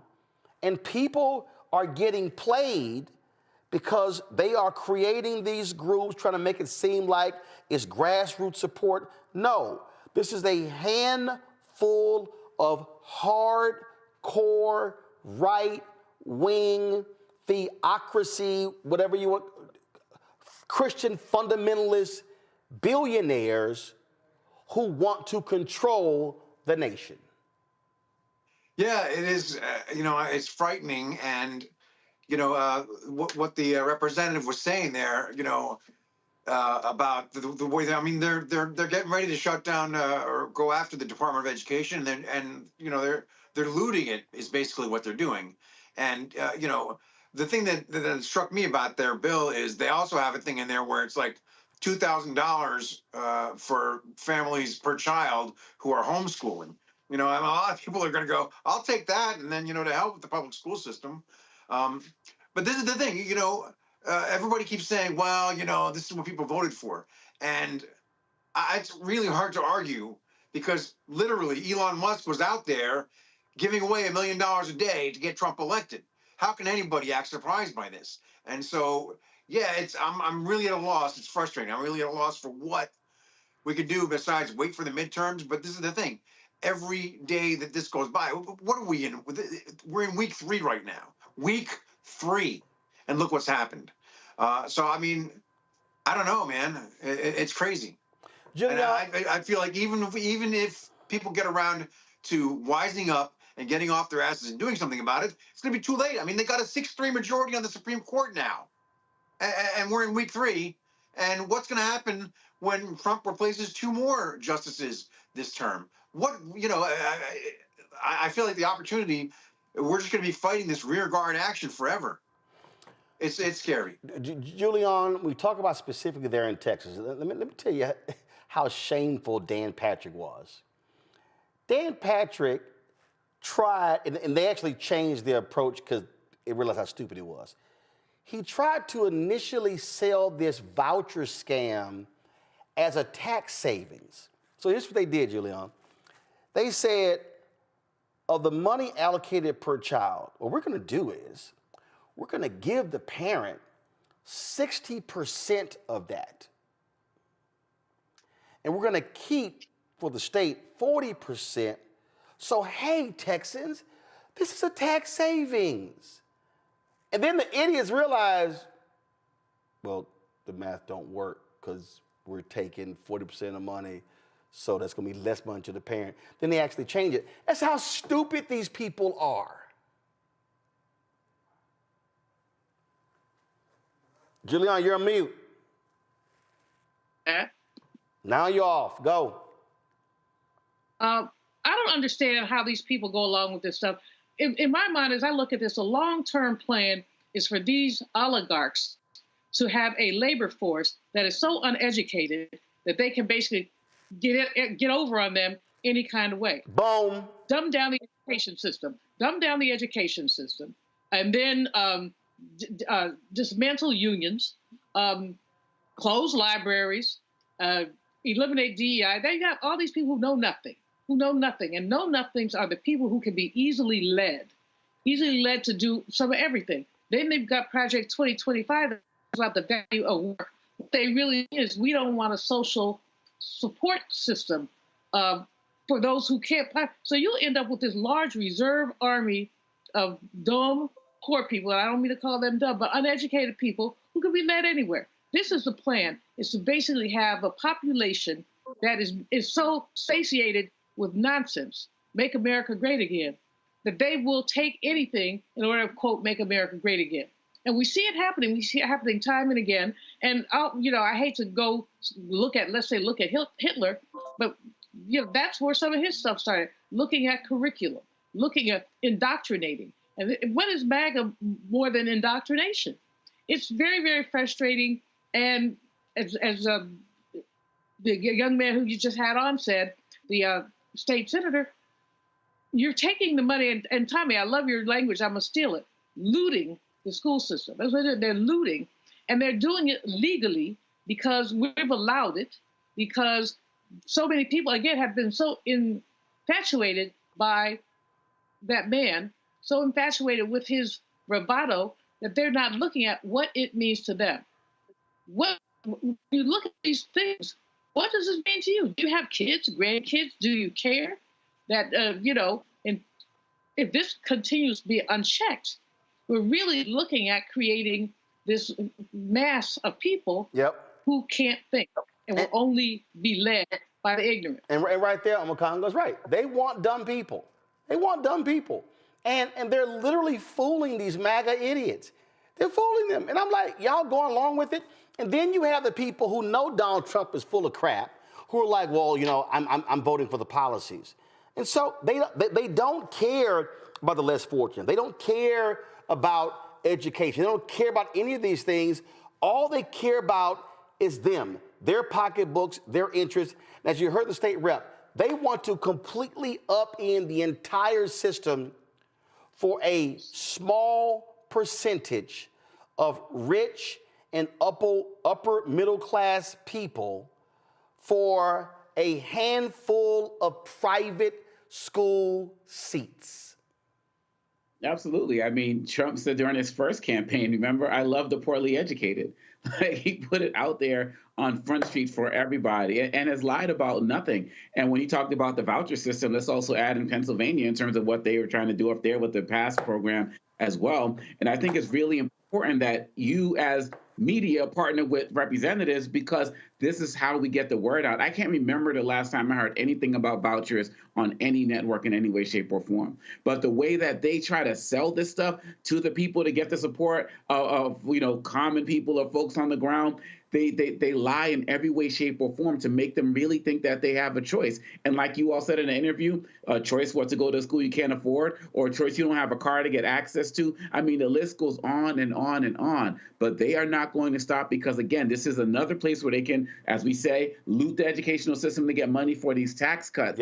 And if the people don't demand this, then it's like we said, it may be too late. It's not too late now. If we continue to partner and have strategic alliances like this, the representative needs to be on more networks. This needs to be a bigger issue. But many of these media folks don't care because maybe they got kids who will benefit from this program as well. And there you go. And I've said this before, the big problem is when you start talking about issues like this, the TV anchors that you see, their kids are in private school. They're the ones who are making $2, $3, $4, $5 million. And I literally had somebody ask me, Roland, you're sitting here supporting, charter schools, and what are you doing? I'm like, fool, what are you talking about? Went to public school my entire life.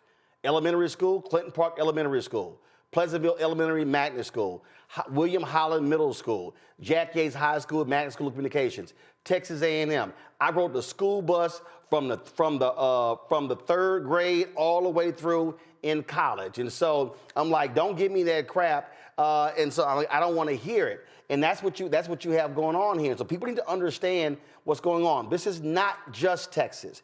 It is North Carolina. They have completely destroyed. The failure in Arizona is unbelievable because these billionaires ram it through with their donations. And so folks just to be aware of what's happening. All right, folks, going to go to break. We come back. We're going to talk about the Target fast and the Target boycotts going on. We're going to talk about that. Plus, I got to deal with yesterday's Super Bowl. And these whining people, oh my God, they're singing the national anthem. The only song that should be sung at a game is the Star Spangled Banner. But they don't say a damn thing about America the Beautiful. Yeah, I got a few words to say. Before I tell you, I love these. First of all, I love our fans, people who support our show. We've had more than 34,000 donors who supported our show since we launched. To God be the glory, to whom it may concern. I've been listening to Mr. Martin, and I'm grateful for your information. Please continue. I'm retired, and I will support when I can. I'm sending $50. Hopefully it will help. It absolutely will help. In all things, give honor and praise to God, and success shall be yours. Take care of yourself, family. I'm from Michigan, and we have a fantastic governor, Gretchen Whitmer. She speaks out like you, totally brave, not scared. Be brave always, Miss G. Noel. Dear Mr. Martin, I enjoyed reading your book, White Fear. It was very informative. Please continue to educate the Black community. I love the show. Thank you, Deborah Moore. Annual donation, Earl Reams, Sharon Reams, thank you, and keep up the fight. I can't make out the signature here. It says, please don't sell my name to other organizations. That ain't gonna happen. We don't sell any names, no mailing list to anybody. It is only our show and it's private. And we love your show on TV, unsigned, and I appreciate that. Y'all, if y'all want to join our Bring the Funk fan club, our goal is simple, getting 20,000 of our fans contributing on average $50 each a year. That's $4.19 a month, 13 cents a day. That raises $1 million to allow us to fund what we do. We don't have millionaires and billionaires who send us checks. All of these people here, right here, all of these people sent checks in money orders to support this show, and we appreciate all that they do. And so every dollar does indeed matter. You want to give via Cash App. Cash App changed their rules so that we had to close our accounts. We want to give direct. This is the QR code to give via Cash App. That's via Stripe. If you're listening, go to blackstarnetwork.com. If you want to send your check and money order, P.O. Box 57196, Washington, D.C., 20037-0196. PayPal is paypal.me/rmartinunfiltered. Venmo is venmo.com/RM Unfiltered. Zelle, Roland at RolandSMartin.com, Roland at RolandMartinUnfiltered.com. And be sure to get your Roland Martin Unfiltered Black Star Network swag. If you want to get your shirt, hashtag, we tried to tell you, FAFO 2025. And also, don't blame me, I voted for the black woman. Get it at RolandMartin.creator-spring.com. Tom is like, I need to get me one of those. RolandMartin.creator-spring.com or go to BlackStarNetwork.com. I'll be right back. Life with me, Dr. Jackie, the necessity of believing in things you can't see. It's called faith. It comes in all shapes and sizes, and it's powerful. And it's a big part of being able to live a balanced life. The valley I experienced being a cancer survivor was one where my footing was completely unstable. I had no idea what to do. And in that instance of not knowing what to do, I had to rely on faith. That's all next on A Balanced Life, only on Black Star Network. On the next Get Wealthy with me, Deborah Owens, America's Wealth Coach, have you ever had that $1 million idea and wondered how you could make it a reality? On the next Get Wealthy, you're going to meet Liska Askalise, the inventress, someone who made her own idea a reality and now is showing others how they can do it too. Positive, focusing in on the thing that you want to do, writing it down, and not speaking to naysayers or anybody about your product until you've taken some steps to at least execute. Liska Askalise on the next Get Wealthy, right here, only on Black Star Network.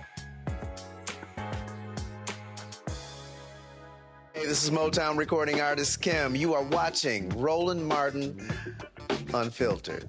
That boy, he always unfiltered though. I ain't never known him to be filtered. Is there another way to experience Roland Martin than to be unfiltered? Of course he's unfiltered. Would you expect anything less? Watch what happens next.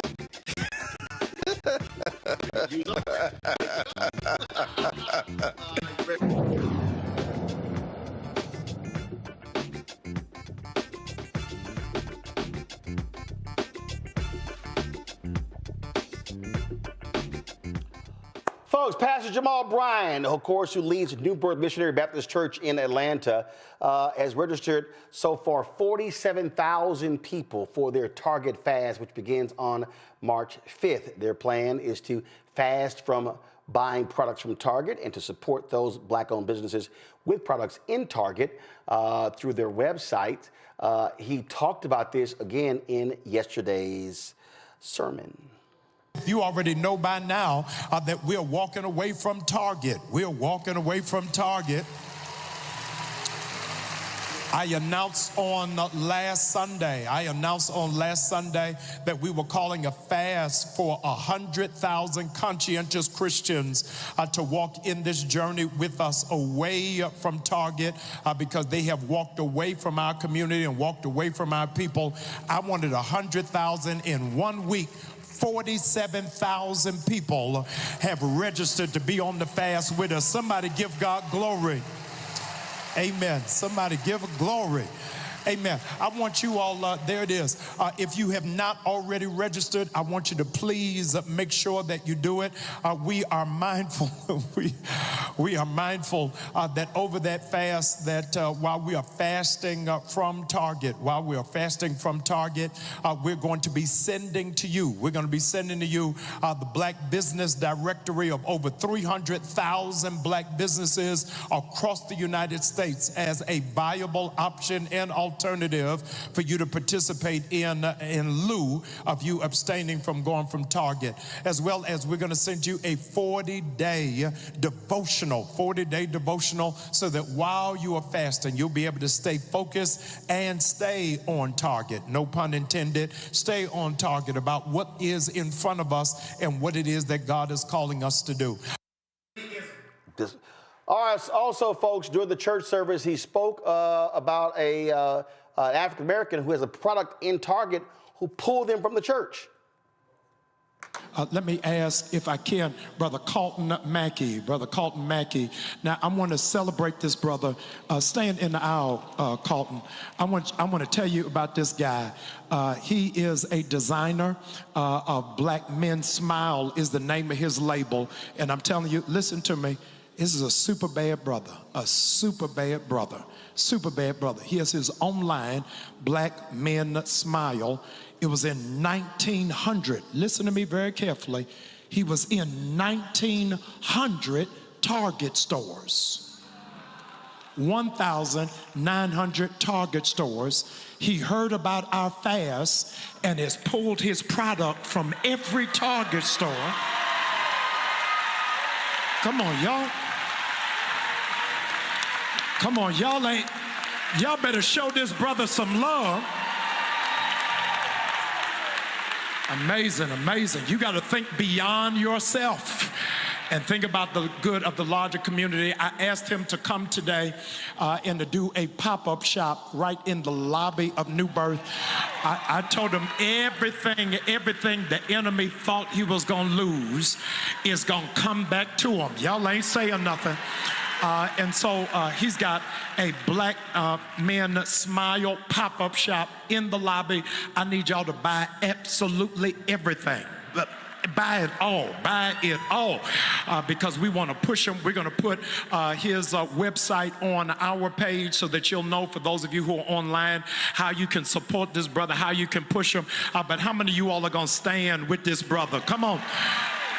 Come on, y'all got to shout louder than that. Shout louder than that. Love you, sir. I appreciate you. Stand with you. So there are a couple of things happening. So Nina Turner's group, the boycott of Target, that started February 1st.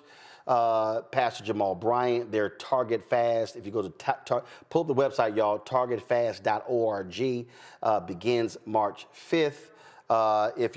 So do y'all have it? The website? Okay. All right. I got it. Go to my iPad. Go to my iPad. So go to targetfast.org. You go to the bottom of the page. I told Jamal I need to move this to the top of the page.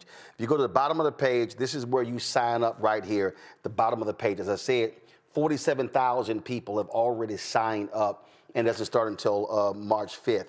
Now, if you want to understand the impact of Black buying power so far, the impact. Target announced on January 24th that they were ending their DEI programs. Go to my iPad. This is the Target stock.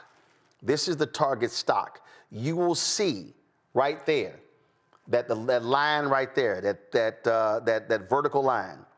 On Monday, January 27th, Target's stock hit $142.50. You will see, since Target announced its decision to stop their DEI initiative, which meant their program to put more businesses on black-owned products on their shelves, which meant their commitment of $2 billion annually to spend on black businesses, their stock has dropped. So on January 27th, Target's stock was $142.50 a share. Today, Target's stock has closed at $138.28. They have lost $11 on their share price since that particular announcement. Now, if you also want to understand, because again, that's the stock, as another thing in terms of when they talk about what a company is worth, it's called market cap.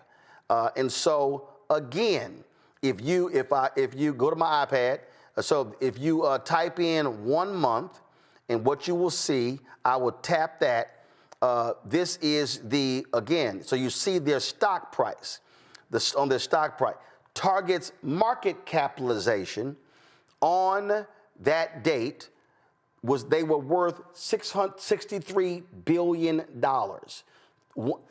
In 10 days, from January 20th, actually longer, January 27th to today, the market cap is 60.15.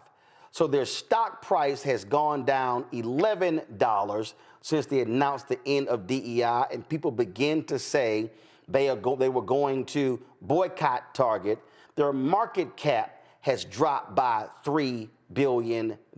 Remember when I broke this down on the show, when I said your actions, if you stop buying, you decrease the single store sales of Target, and then you're going to have an impact on Target's stock price. Now, I know some of y'all are saying, well, Roland, you got Target, but Target has competition. Okay, and some of y'all might be saying that, well, maybe the issue is not just Target. Maybe the issue are the other big box retailers. No, you would be wrong. Go back to my iPad, Henry. This is the stock price of Walmart. Walmart had better pay attention because we're coming after them too. You can see since January 24th, when Target made their announcement, Walmart's stock price has increased. All right, that's Walmart. Okay, there are of the five big box retailers. It's Walmart, it's Target, it's Home Depot, it's Kroger, and it's Costco. So I'm about to walk y'all through something. So I just showed you the Walmart stock since Target announced this. This is the stock price. Give me 1 second. This is the Kroger stock price. Let me click 1 month. Go to my iPad, Henry. You will see that Kroger's stock price has gone up since January 24th. Okay, that's Kroger. Now, let me go to Costco. Now, Costco defended their DEI programs. And so here's Costco. Let me click 1 month. Let's see, Henry, go to my iPad. You will see here that Costco's stock price has gone up since January 24th. Okay, I have one more, which is, so I've shown you Walmart, I've shown you Target, I've shown you Costco, I've shown you Kroger. Now, let me show you Home Depot. Those are the top 5 largest big box retailers that are publicly traded in the country. And if I go here, this is, give me 1 second, this is the Home Depot stock. So you see how it has gone up, it's come down, it's gone up, it's come down. So that's Home Depot. So out of the 5 largest big box retailers in America, the one that has had a steady drop in their stock price has been Target. No one, Julian, can deny that the calls to boycott Target and people stop shopping at Target, that this is a direct impact on the stock price of Target and the market capitalization of Target. Julian? Yes, I'm here. Yeah. I said, obviously, these economic boycotts can be very successful. You broke it down a couple of weeks ago in terms of talking about how this works, how the interlocking nature of this, about the retailer. So right on to the brother who took his stuff out of the Target stores, took his stuff out, taking an economic risk, but taking a risk because he believes in something. And so I think that that's really very powerful. We need to see more of that, and I hope that they have made the plan. It sounds like with Brother Jamal, they have, to keep this sustainable. I'm concerned that some of the others have not done the right thing, and they have not yet been targeted. But we go one by one. As someone said, you repeated what someone said, we're going to come after them next. We cannot be complicit in our own oppression. When we support some of these places, we're complicit in our own oppression. When somebody says they don't support DEI, I'm DEI, you're DEI. So fine, go on with your bad stuff, but I'll find someplace else to buy that stuff. And frankly, we don't need to buy half of that crap anyway, except unless it's black owned and black promulgated. But look at our consumption. But here's the reality, Omakongo, and that is the work being done by Nina Turner's group. They started the boycott on February 1st.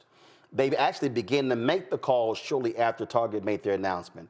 Pastor Jamal Bryant, their Target fast starts March 5th. The reason that's all important is because, what do I always say on this show? You must be organized and mobilized. And what did I say 2 weeks ago? If you hit Target for 3 months, you impact their quarterly earnings. That's how you get their attention. But it has to be organized and mobilized, and that's what we are seeing, an organized, mobilized effort. TV show talking about supporting organizations that support us, and I had mentioned Target as one of them, and literally the day after that, the DEI announcement came out, and Target was one of my favorite stores. I have not been in there since. And so every time I was on your show, I'm like, where's the national plan? Where's the organizations? And now the organizations are stepping up. New ones are stepping up.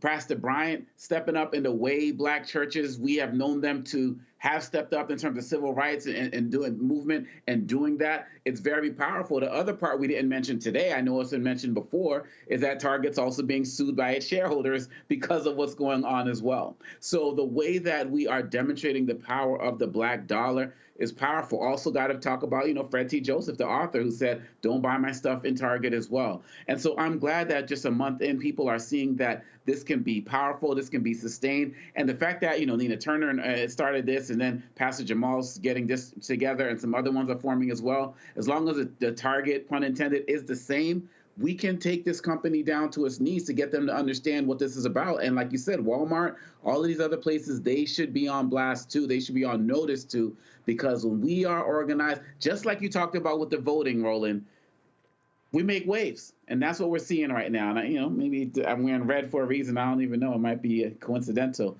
But the fact of the matter is they got to get their act together. And Tommy, I really wish people would stop saying just dumb stuff who don't bother to do any research. I don't know what the demand is. I don't know what the demand is. It's right here on the website. It's right here on the website. At targetfast.org, it says, honor the $2 billion pledge to the Black business community through products, services, and Black media buys. Deposit $250 million amongst any of our 23 Black banks, completely restoring the franchise commitment to DEI, and create a pipeline community centers at 10 HBCUs to teach retail business at every level. That's the damn ass. You do that, boycott's over. You don't, it continues. And you find out. Yeah, the real problem for Target's in a really bad spot now, because it's not like, if people who care about diversity, equity, and inclusion abandon them, it's not like conservatives are going to swoop in and pick up the slack. They already hate them. They hate them for being inclusive in the first place. They've done like very high-profile trolling of Target on issues regarding LGBTQ pride. Yeah, guys like Robbie Starbuck. Guys like Robbie Starbuck, who's there. You go. Yeah, that's right. So nobody's picking up that slack for them. So I mean, you kind of got them right where you want them. I mean, what are they going to do? Where are they going to go to get that money back? So, hello, white progressives. Y'all need to do some work here, too. Step up, support. Latinos, I've seen some reports where Latinos are doing the exact same thing. And so, listen, I keep telling people, you don't have to spend, you do not have to spend your money at some places. I see somebody in the chat like, I'm gonna keep supporting Target. Okay, knock yourself out. But a bunch of us are not. And I'm telling you, and to that point, I also hear somebody hit me over the weekend. They were like, well, what if you boycott everybody? I say, you can't boycott everybody. You have, no pun intended, one target. You hit your target, and then you say, all right, this who is next. And I'm telling you, Walmart, you're on the list. Just letting y'all know. McDonald's, you're on the list. Just letting y'all know. All right, folks. Yeah, you know what? I think it goes even. Oh, sorry. Yeah, I mean, I think it goes even farther beyond, the specific asks to the point that, this over the past months of the presidential campaign and before that, DEI became this new code word, and we all know what they were really saying. And so it's not just the programs themselves. It's the message. You are swimming in the same direction as people who use these programs as a code word for the N-word. Indeed. All right, y'all. Yesterday, Super Bowl took place, and there was excitement about it. You had Kendrick Lamar performing at halftime. Of course, you had the Eagles playing the Chiefs. I called it. Congratulations on the Eagles. Jalen Hurts, that amazing defense winning the Super Bowl. Then you had John Baptiste singing the national anthem. You had, of course, Ledisi singing the national anthem. And folk are always whining and complaining. And so here's my boy, Armstrong Williams. Armstrong, we cool. We get along. But you knew I was going to hit your ass after you posted this on Twitter. Yet again, the National Football League has decided to desecrate the sacred American sport of football, a sport that has united Americans for decades by playing the divisive Negro national anthem before the game. Now look, I certainly have no problem with there being a Black American national anthem, but there's a time and place for everything, and the Super Bowl is not the time nor the place. We don't play the Asian American national anthem, the Muslim American national anthem, the Indian American national anthem, the Native American national anthem. What has caused us to play favorites with certain Americans over every other race during the Super Bowl? What is it? The point is, the moment you start playing favorites, you inevitably exclude everyone else, everyone. And you start controversy, which we don't need in sports. It's a place for us to heal and unite, not to divide. This is why we shouldn't play favorites at all. It's why we should sing only the United States national anthem, an anthem made for all Americans that includes everybody, regardless of race, color, or creed, because that is what people don't seem to understand. Yes, America has had a marred past with racial injustice, just as every other country has. But our national anthem has always stood for one thing and one thing only. Not white Americans, not Black Americans, but Americans. No matter who you are, no matter where you come from, the national anthem is your anthem. And when that beautiful song is sung, it is sung for every American, everywhere. I'm Armstrong Williams, live from Super Bowl 59.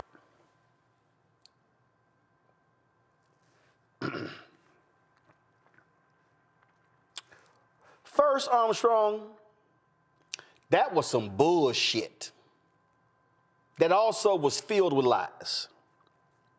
First of all, ain't no Asian national anthem. Ain't no Latino national anthem. Ain't no Muslim national anthem. So how in the hell can you go, we're not playing these other national anthems? Because they don't exist. So you're whining about lift every voice and sing being sung at the Super Bowl. This year, y'all, Lettucey led the singing of Lift Every Voice and Sing. Here's some of it. Performed by 500 school children in 1900. We welcome 125 youth choir members from the Greater New Orleans High School Chorale Collective, directed by Dr. Jeffrey Redding and Jessica Harvey. Please welcome Grammy Award-winning vocalist and New Orleans native, Lettucey.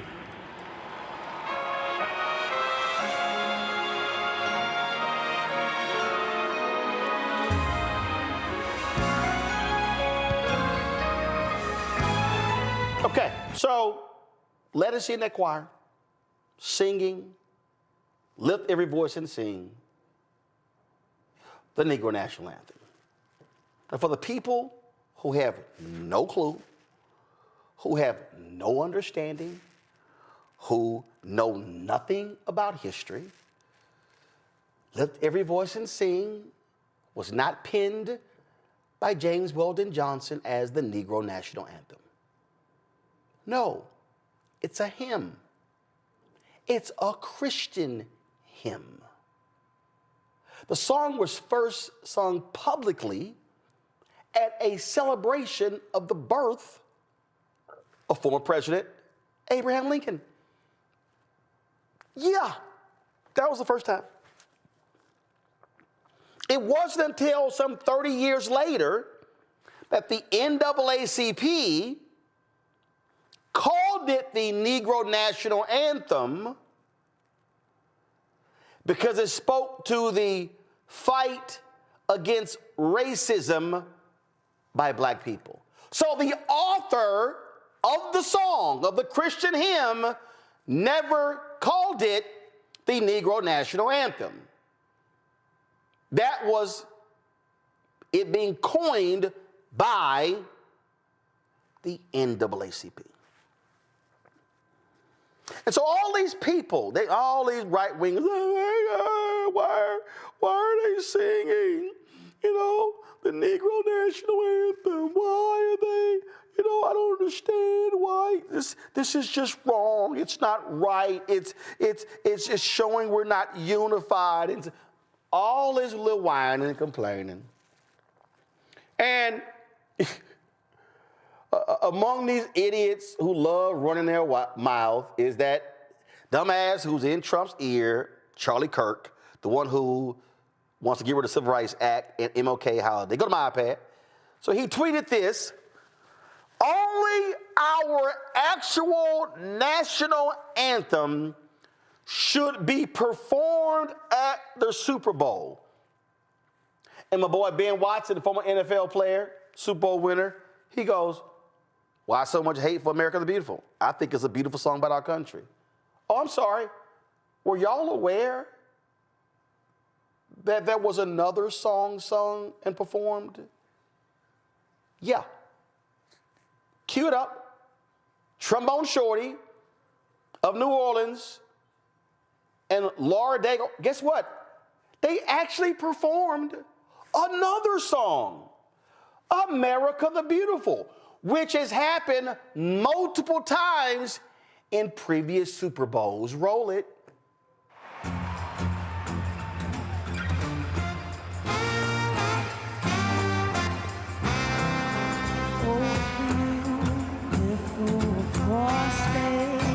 Skies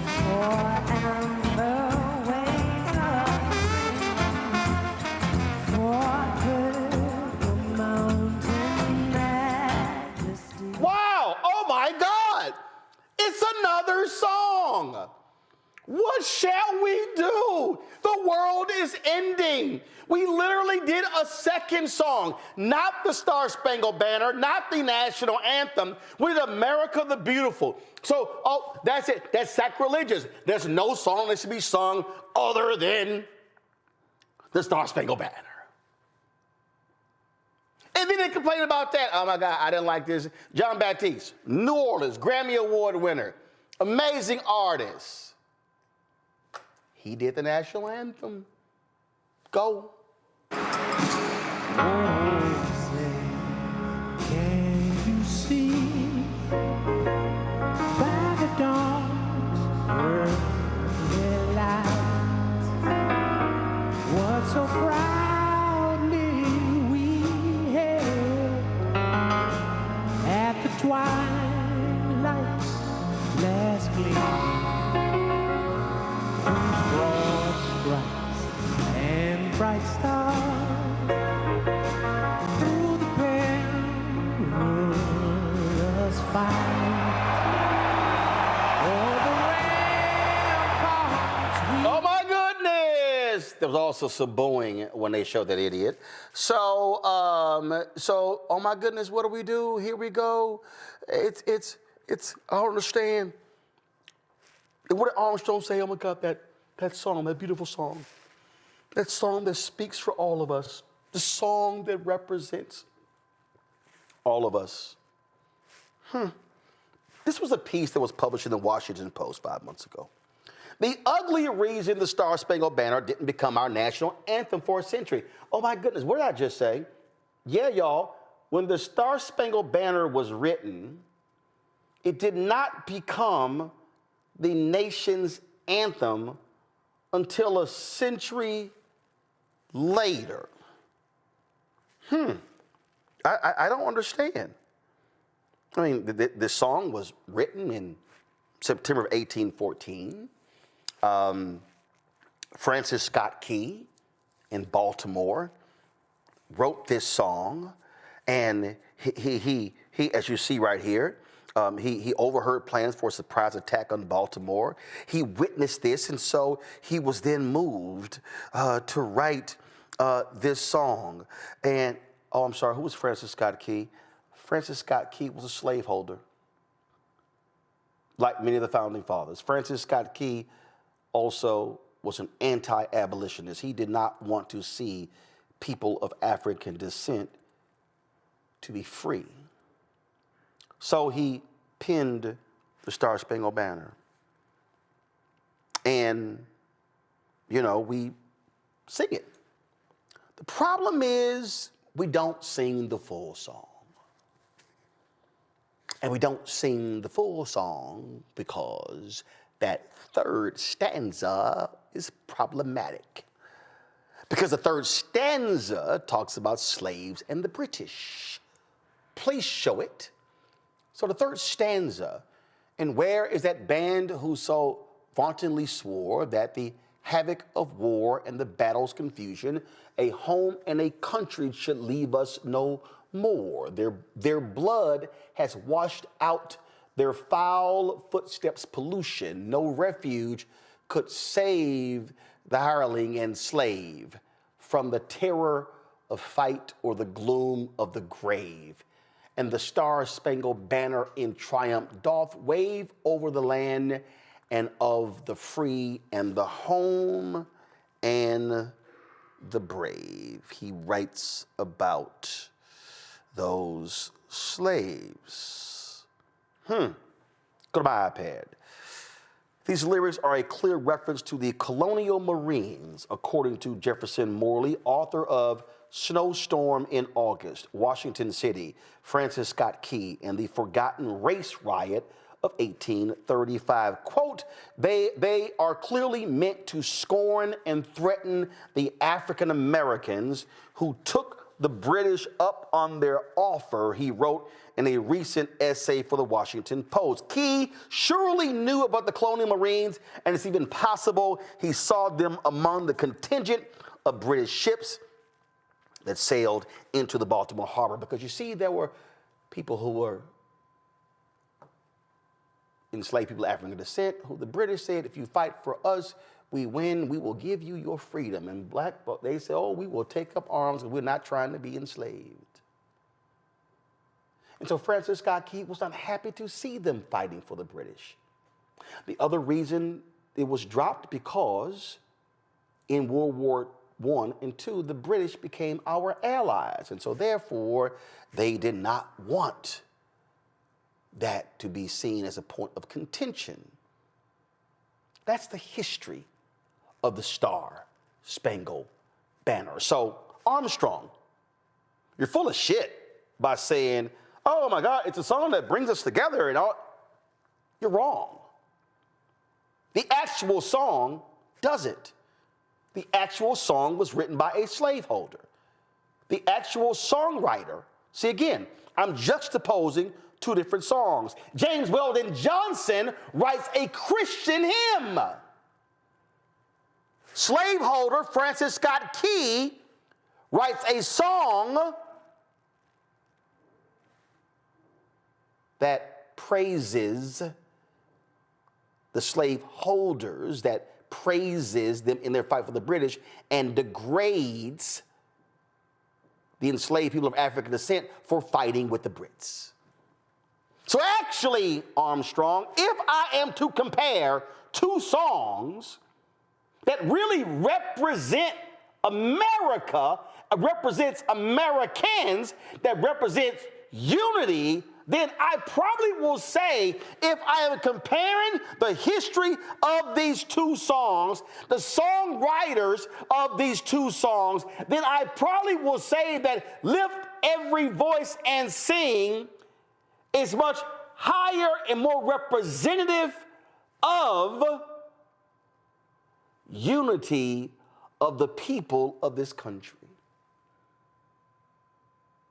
So maybe, Armstrong, instead of bitching about the song and fanning the flames of your right-wing conservative followers, maybe what you should do is show them this video.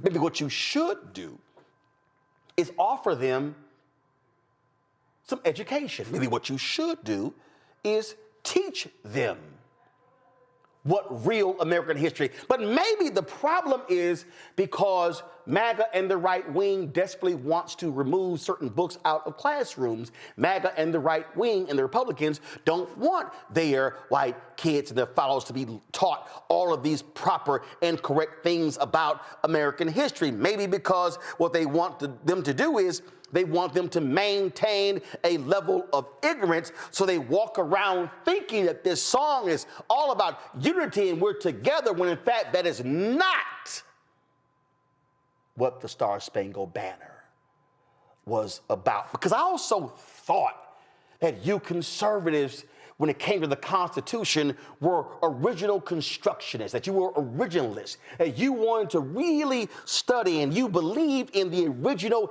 intent of the framers' words, not how they were interpreted, but the original intent. So therefore, Armstrong and all of you MAGA, right-wing, conservative, Republicans, ideologues, if I choose to be a constructionalist and an originalist when it comes to the text, then if I study the Star-Spangled Banner, I see how deeply rooted it is in slavery and evil. But if I study the Christian hymn of James Weldon Johnson, what I will see is a song that was written from a place of Christian unity. So forgive me if y'all are so bothered and sensitive to the song Lift Every Voice and Sing, also known as the Negro National Anthem, being sung at the Super Bowl, and in the words of Della Reese from Harlem Nights, kiss my entire ass. We'll close it out with my panel. Congo, you first.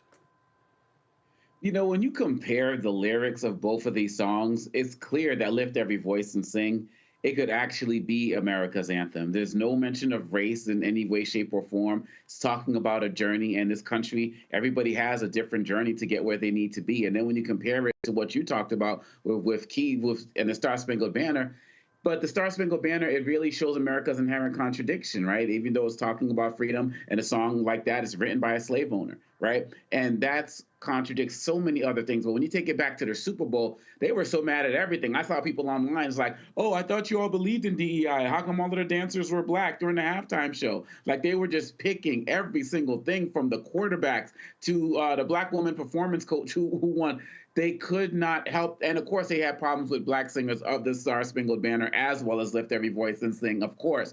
So this is what they're going to do. They have nothing to say about Trump doing a military salute during that, which made no sense whatsoever. So they're going to keep pushing to make sure that we're not represented in any way, shape, or form. And the fact of the matter is, for an event like that, they also noticed, we remember, Roland, they removed end racism from both sides of the field as well. So they were trying to do something, but by representing us with the Black National Anthem, that was powerful. Lettucey killed it. Having the high school students there, the representation was real. And this is just an example of how, in the face of all of the ignorance and hate and disrespect, as they continue to come for us in our culture, we got to continue to shine bright on every stage. And that's what we did yesterday. Well, it's quite hilarious to me, Tommy, when they are going on again and on and on and on.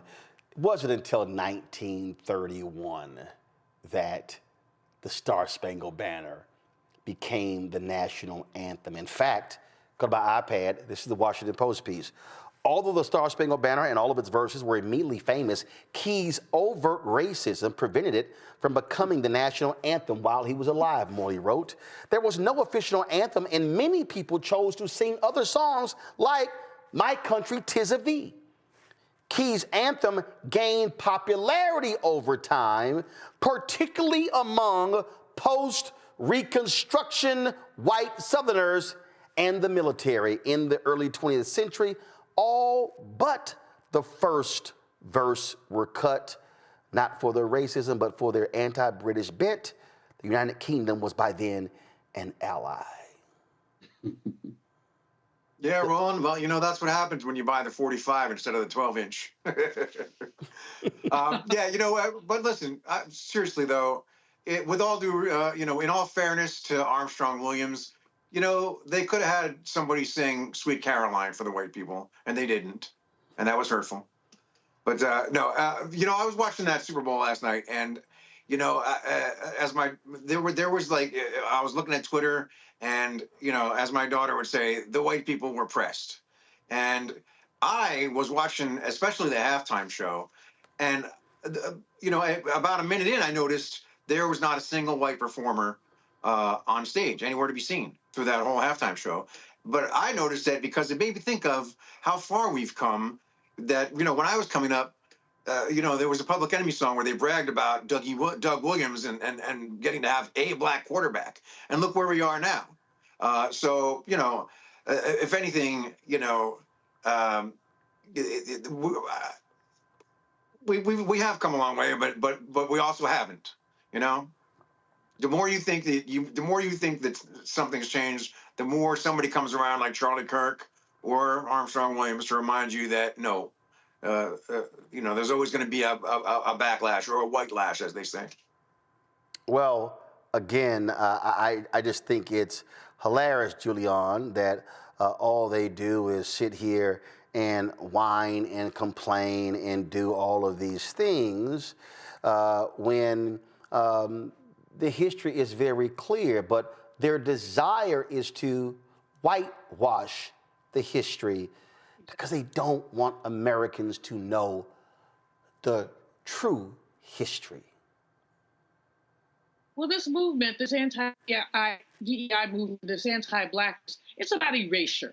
They want to make sure that people don't know what our contributions are. And so it's really important that we continue to put them out there, as Omo Congo said, to put them out there and to have us shine in every way. I just, getting rid of the end racism sign is a step backward, but singing the Negro National Anthem, one of my favorite songs in the world, is a leap forward. And frankly, white America, y'all need to learn it too. And as it could be our national anthem.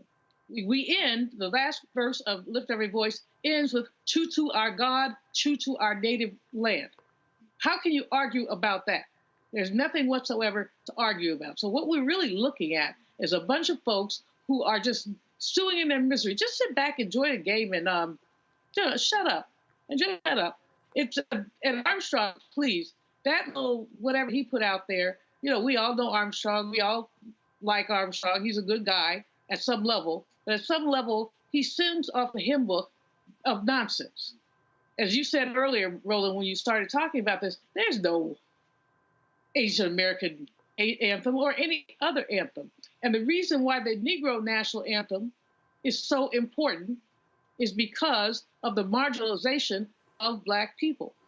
That song has taken us through so much. We have come over the ways where tears have been watered.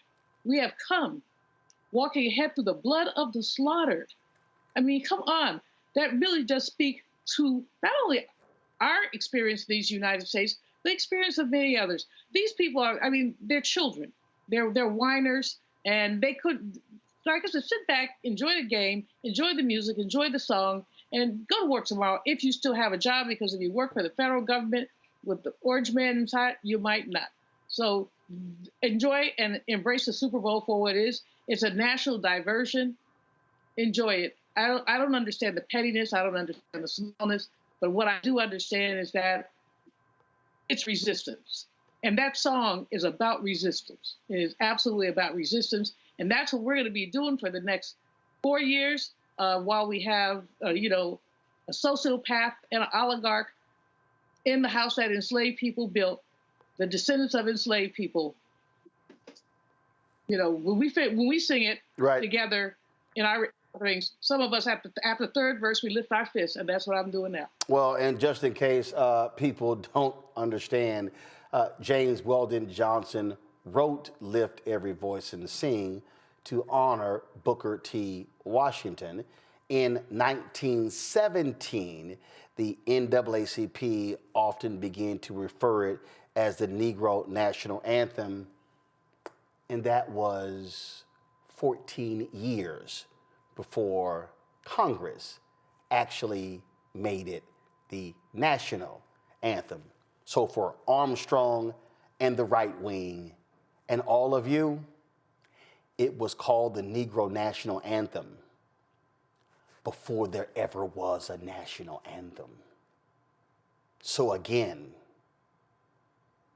y'all are following Black people. Tommy, Julian, Omakongo, I appreciate y'all being on today's show. Thank you so very much. Folks, that is it for us. This, what you just heard is precisely why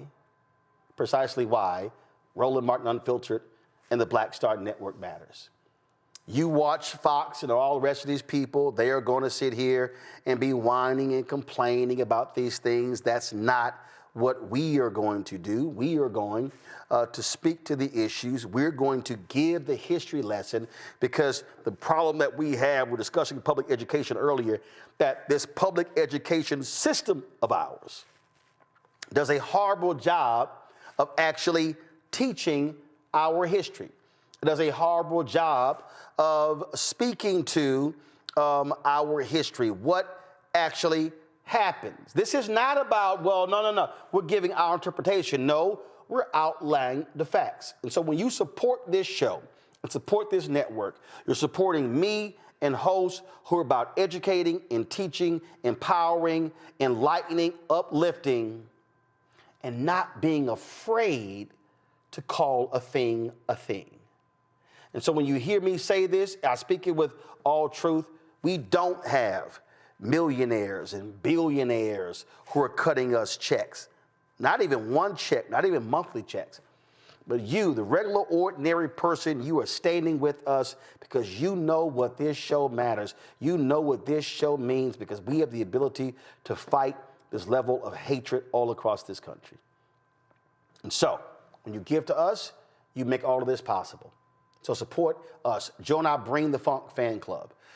Contribute and if you can't give $50, if it's less, guess what? Somebody gave us $1.08. That counts just like $1,000 in $8. So please support us in every way possible. If you want to give via Cash App, use the Stripe app. This is the QR code right here. You can check it out. Go to blackstarnetwork.com. You want to access the QR code. If you also want to support us via check and money orders, it's P.O. Box 57196, Washington, D.C., 20037-0196. PayPal is paypal.me/rmartinunfiltered. Got that? R. Martin Unfiltered. If you want to support us via Venmo, venmo.com/RM Unfiltered. Zelle, Roland@RolandSMartin.com. Roland@RolandMartinUnfiltered.com. Download the Black Star Network app, Apple phone, Android phone, Apple TV, Android TV, Roku, Amazon Fire TV, Xbox One, Samsung Smart TV. If you want to, of course, support us, be sure to get our swag. Get RM Roland Martin Unfiltered Black Star Network swag. Get our shirt, Don't Blame Me, I Voted for the Black Woman, RolandMartin.creator-spring.com, RolandMartin.creator-spring.com. Also, we want you to get my book, White Fear, How the Browning of America is Making White Folks Lose Their Mind, available at bookstores nationwide. And be sure to download the version I read on Audible and support Fanbase. Download the app. As well as if you want to invest, we're in the Series A fundraise of $17 million. You can do so by going to startengine.com/fanbase, startengine.com/fanbase. And we're going to close the show out, y'all, the way we do it. Let us see. Lift every voice and sing. Holla!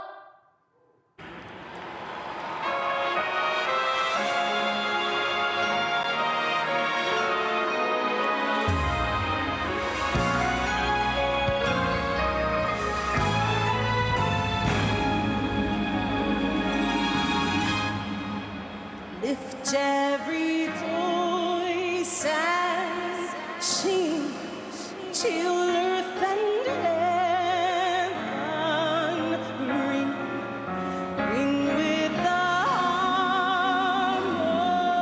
harmonies of liberty. Let our rejoicing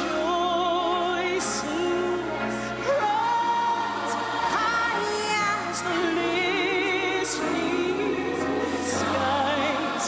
Let it resound loud as the roaring sea. Sing a song full of the faith that the dark has taught us. Sing a song full of the hope that the present has brought.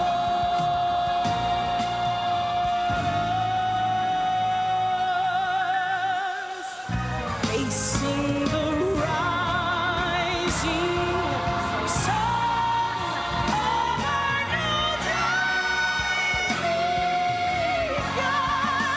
Let us march on till victory. Let us march on till victory. Oh, let us march on till victory is won.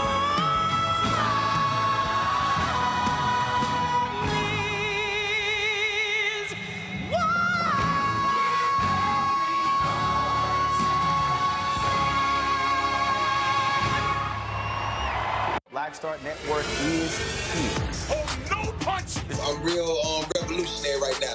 Thank you for being the voice of Black America. All momentum we have now, we have to keep this going. The video looks phenomenal. See, there's a difference between Black Star Network and black-owned media and something like CNN. You can't be black-owned media and be scared. It's time to be smart. Bring your eyeballs home. You dig?